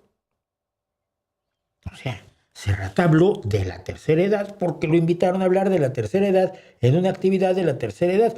Para lo anónimo que eres, yo habría esperado que al menos te enteraras y no hicieras el ridículo. Y finalmente, Araceli Rodríguez García me dice, te explico, estaba yo hablando del tema de los huesos de Hernán Cortés y la payasada de Pedro Miguel, de, ay, les vamos a regresar los huesos, ay, qué miedo, es que... Y me dice Araceli, te explico, es una forma de repudio al genocida Cortés, no entiendes porque no entiendes el surrealismo mexicano. Antes de dar mi respuesta, quiero decir esto. El surrealismo mexicano es una de las coartadas para muchas de las estupideces nacionales que tenemos. Y nos enorgullece mucho. Dicen, ay, un día vino André Breton y se fue de México 3 días después porque dijo que México era más surrealista que él. Y todo el mundo se ay, y aplauden como focas y dicen, ay, sí, somos más surrealistas que André Breton. Y luego lo cambian y dicen que era otro pintor o Dalí o qué sé yo. Lo cambian la anécdota según convenga. No hay surrealismo mexicano. Hay una vocación de ahistoricidad populista que es dañina para el ser nacional mexicano.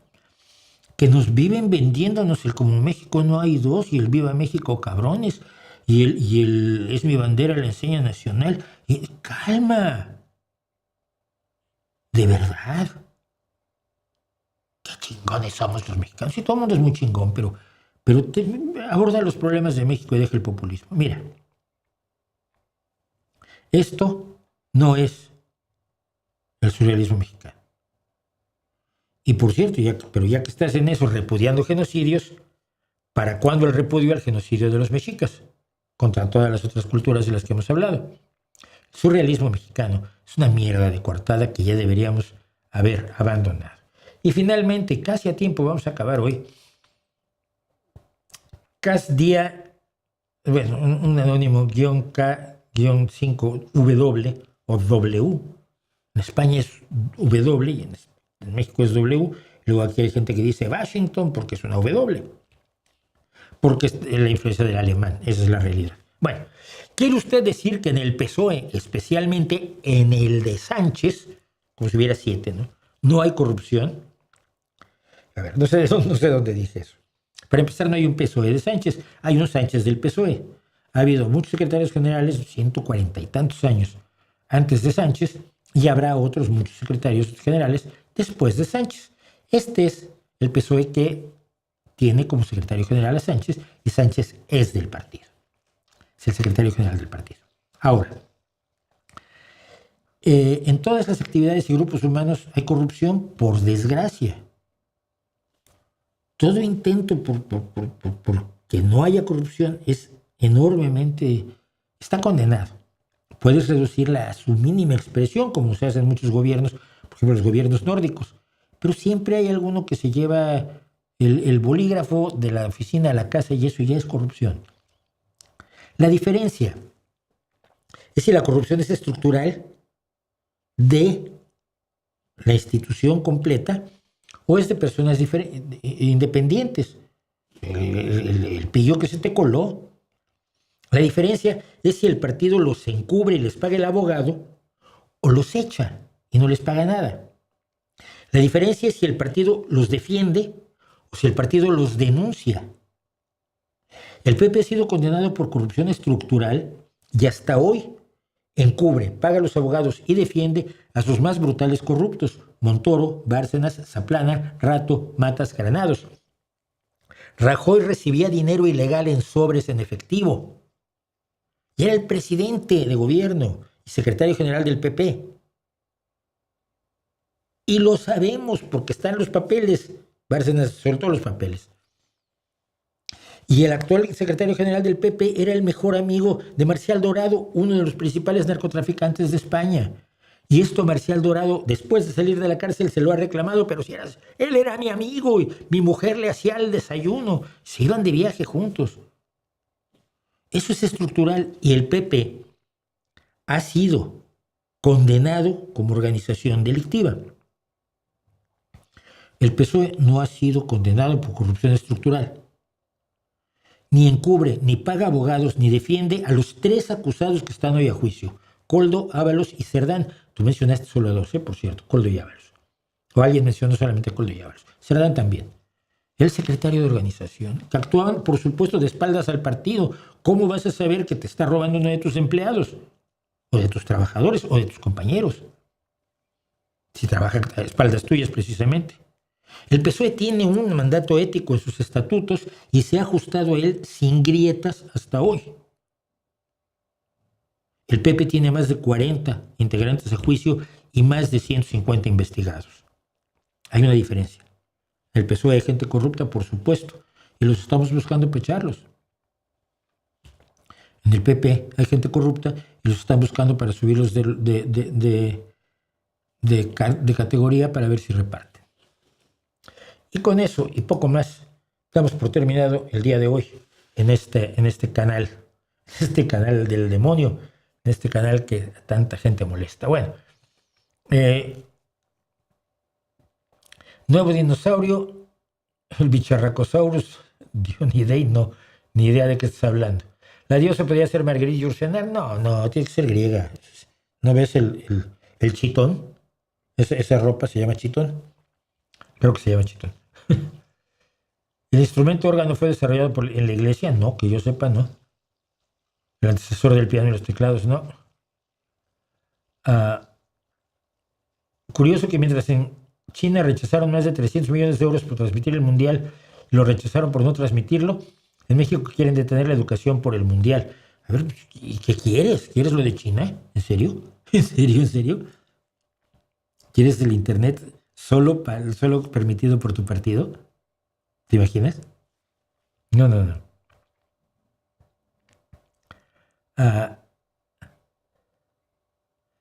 Herejes, el podcast anunció su final. No jodas, porque dicen que ya no están teniendo las vistas para solventar el canal. Espero que no pase esto aquí.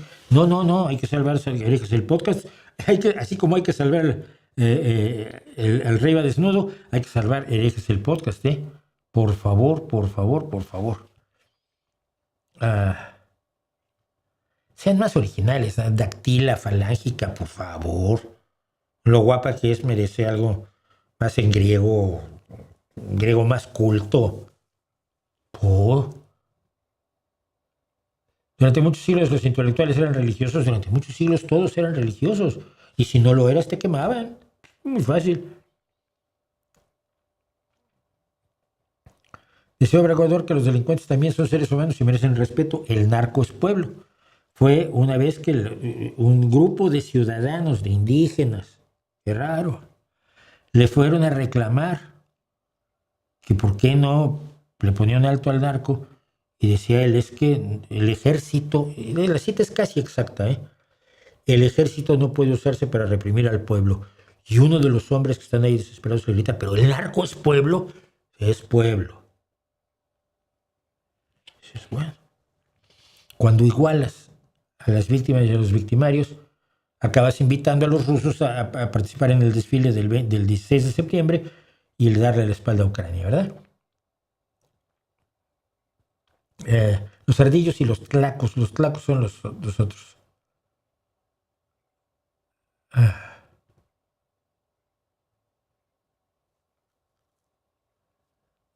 Sí, atacaron a un compadre de Ernesto, bueno, que lo atacaron sin estar en la manifestación por estar cerca. Sí, bueno, a la gente le pegaban por estar cerca de las manifestaciones. Yo me acuerdo, el PRI lo hacía con frecuencia.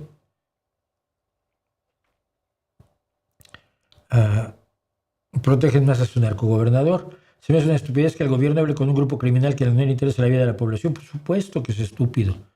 Es indigno, pero además es renunciar a tu obligación principal, que es proteger la vida y el bienestar de tu ciudadanía, haya o no votado por ti. O sea, es indigno, es verdaderamente indignante. Morena es lo peor que le ha pasado al país. Superaron al maestro PRI-PAN. Sí, yo tiendo a decir que el PRI era la versión beta de Morena, ¿no?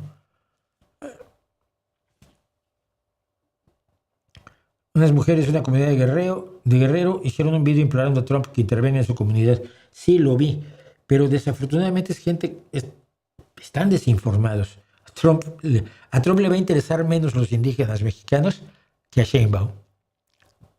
Mucho menos. Sheinbaum todavía le va cierto prestigio político en este tipo de barbaridades que comete continuamente. A Trump ni eso. A ver, ¿quieres ver cómo está preocupado por el bienestar de los venezolanos? Él decía que el Estado 51 de los Estados Unidos iba a ser Canadá. Ahora ha decidido que el Estado 51 de los Estados Unidos es Venezuela. ¿Habrá venezolanos que lo aplaudan? No sé, pero yo vi esto y dije, este señor está completamente chiflado, ¿no? Completamente chiflado. Este fue parte de un disparadero de barbaridades que hizo, 55 publicaciones en su Twitter particular en 3 horas solamente. ¿Es el gobierno de México un narcoestado? No lo sabemos.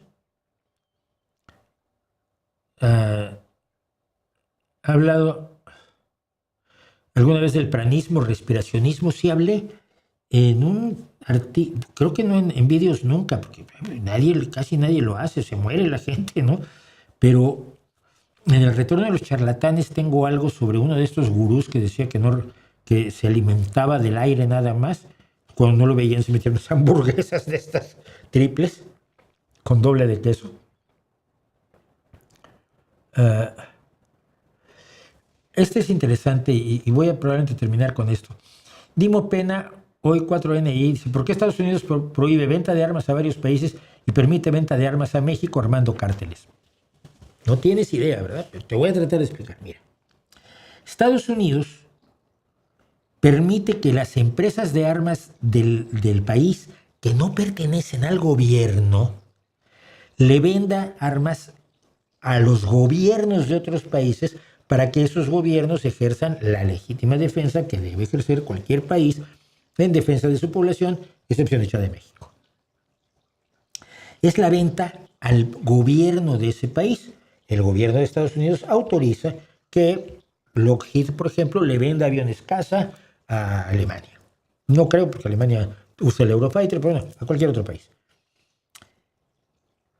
Pero las armas, la empresa Lockheed o la empresa que fabrica el AR-15, el fusil de asalto más común, no le vende al gobierno mexicano. O si le vende al gobierno mexicano es con permiso del gobierno de Estados Unidos. Le vende a particulares en Estados Unidos que le venden a los narcotraficantes, a los cárteles.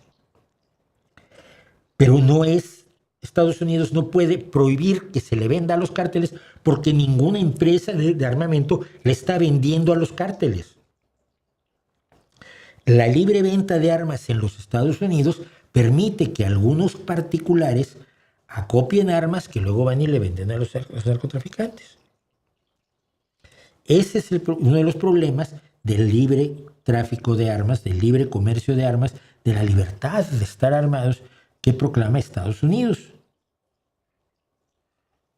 Y eso cuando no se los compran al ejército. Acuérdate que cuando se levantaron armas los zapatistas y preguntaron de dónde sacaron las armas, les dijeron, pues las compramos al ejército. En buena medida, ¿no?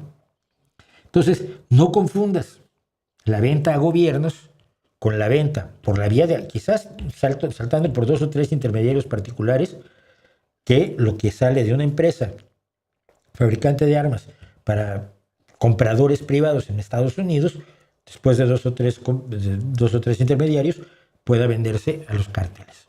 Pero no es lo mismo. Entonces, no es que Estados Unidos puede ser un gobierno muy, muy malo, pero no es malo de todo, para todo, siempre.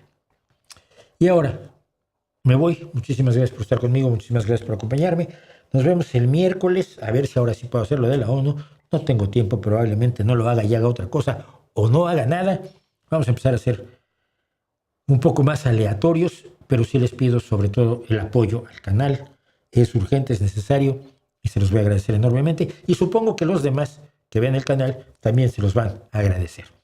Nos vemos la próxima semana, nos vemos el jueves aquí, y mientras tanto, como siempre, ahí les dejo mi reputación para que la hagan pedazos.